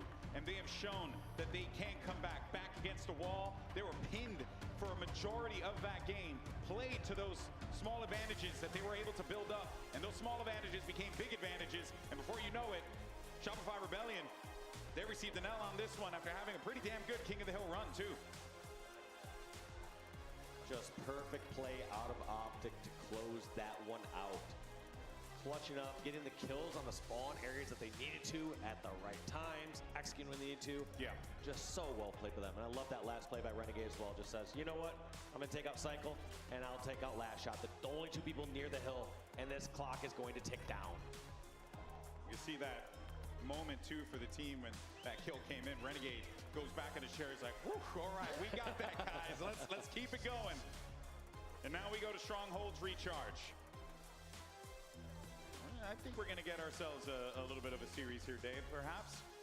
Now, this is going to be how Shopify Rebellion perform on Strongholds. And hey, would you look at that? First across the board. Oh, like we just saw that. Yep, I mean, that tends to happen when you are the #1 seed in the tournament and on a 15-win streak on this mode. Just absolutely insanity. Feels like every time we look at those stats, right, it's not a shocker to see Rebellion performing so well. And I feel like even at this point in the competition too, like, yeah, stats are always going to be valuable, always going to be important, but you know, it's Championship Sunday Halo. You just got to feel it out, right? It can't. Doesn't matter how you got here. Doesn't matter the records before. All that matters close it out. Is these next games during this match. Record-wise, there you could see both teams having pretty decent results. I mean, Shopify Rebellion having an incredible result, Optic having a decent result. So this is not going to be one where Optic are going to be in a tough position, so to speak. They should be able to contend here early on. I have no reason to believe they wouldn't. But of course, for Rebellion, you know, you were seeing Frosty really hit some nasty shots there. Last Shot had a great start to that game. Cycle kind of slowed things down a little bit. Curious to see how he steps up coming into this one. Yeah, you cannot have any soft or cold games here against a squad like Optic. You need to, especially once you take that lead, finish them. Finish them while they're down. Yeah. If it bleeds, kill it. You got to take it out. 250 points to win. Sure, you all know that, but for the new guys, you know, got you covered. These are going to be the players to look out for here without a doubt. Our 2 MVPs, our season and overall Halo Infinite MVP, squaring off against each other now. But let's start with Cycle. Let's jump into this action. Yeah, Cycle doing the right thing, going straight for pipes. Now I hate this play. Uncontested, but does not grab it. Actually a little surprised as to why he didn't want to grab that weapon while he made the jump. Maybe left it for a teammate. I think that plasma pistol is going to handle anyone who comes up on the box, right? That's a double kill right there. That's why. Good old-fashioned noob combo, baby, my favorite.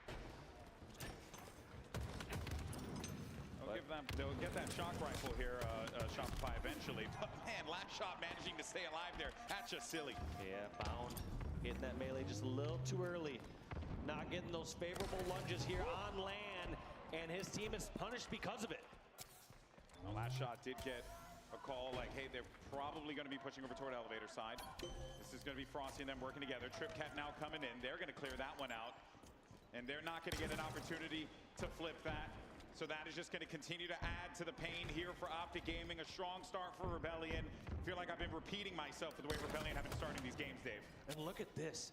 Shopify has such a strong setup, almost a little U shape here from control all the way towards pipes, and they aren't even contesting C. But Optic don't know that. So Optic feel like they're out playing Shopify. They're saying, hey, don't go for the obvious hill. Don't go straight for C. Let's go for something else. Let's go for elevator. And they're kind of walking right into Shopify's trap. Yeah, but they did manage to flip B here. Is it going to be enough, though, right? You got last shot going to be moving up. Frosty's got a big fight happening. That he ended up getting the melee off of there, so the flip might be coming in here. Start to see Optic Gaming add some points to the board, but it might be short-lived, as that A is going to get flipped instantaneously, and they're going right for B, so they're just continuing to apply this unrelenting pressure to Optic. All that work just to get the one point. They got a couple strongholds there, but in the end, did not pan out. Now, Optic finally grabbing C, which should have been a free grab earlier. But like I said, it's generally a trap. Most people say, all right, you can't go for this open one. They're going to expect for us to go here when we're spawning Hydro. Yeah, they did a good job of trying to make that flip happen. But Rebellion, they're just so icy in these moments. Basso Pistol's doing some big work here, especially in these chokes. Check your corners. Oh, he's going to miss that one, but maybe the fight comes through. Instead, you're going to wait this one out. No reason to get crazy with it. This is a wild lead that you're starting to see the Rebellion build off of here. 140 and counting. And now it is Stronghold, so it is possible for them to... Oh, that sucked. It was a spider. It is Stronghold, so they can get back into this one, Optic. They just need a couple clean Ronda Slays, and hell, maybe a trip cap or two could help out. Yeah, starting trip cap will do the job here. But look at this difference now. Shopify, the moment that they're over at Long and Hydro, instantly grab C. Stop that bleeding from a trip cap. But there's only so much you can do when you got a camo shock rifle renegade roaming around the map. Yeah, but Royal 2 is wise to this one here. He jumped up on to the gold side, and he's just been waiting it out. You saw that notification come up instantly of the shock rifle being available, and he saw it disappear instantly. So that, you got to deduce, right? There's just no shot that this guy hasn't left this area anticipating where this push is going to be coming from. And they're going to try and slow it down. So instead, prioritize resources in other areas of the map to try and see if they can make an opening happen here. Wow. Well done. So well done. Like you said, so smart and patient from Royal 2 there. Just waiting at gold to see if and when he decides to go long haul.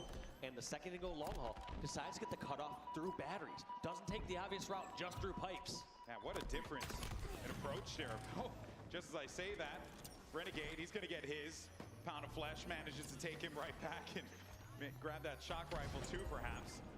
Make that flip happen. B and C going over to Optic Gaming. Chance for them to add some points to the board here. And now that Renegade's got this shock rifle, let's see what he can do with it. Trip cap now in effect for Optic. Maybe they'll start to add and get to this lead. Renegade, though, they need him. They got the double, maybe a triple. Looking for the shot. Is anyone there for him? Oh, boy. So close to it. Half the team down, they know where the other half is. That's going to be Frosty going down. They knew that last player was over near long haul, so they know where the spawns are. And look at this, a continued trip cap. This is exactly what Optic needs to get back into this game. Kind of in a similar situation you were talking about earlier, I'm Dave, gonna how like C, seems a little go to obvious, sleep. so on and so forth. And you can see where Optic are positioned in that.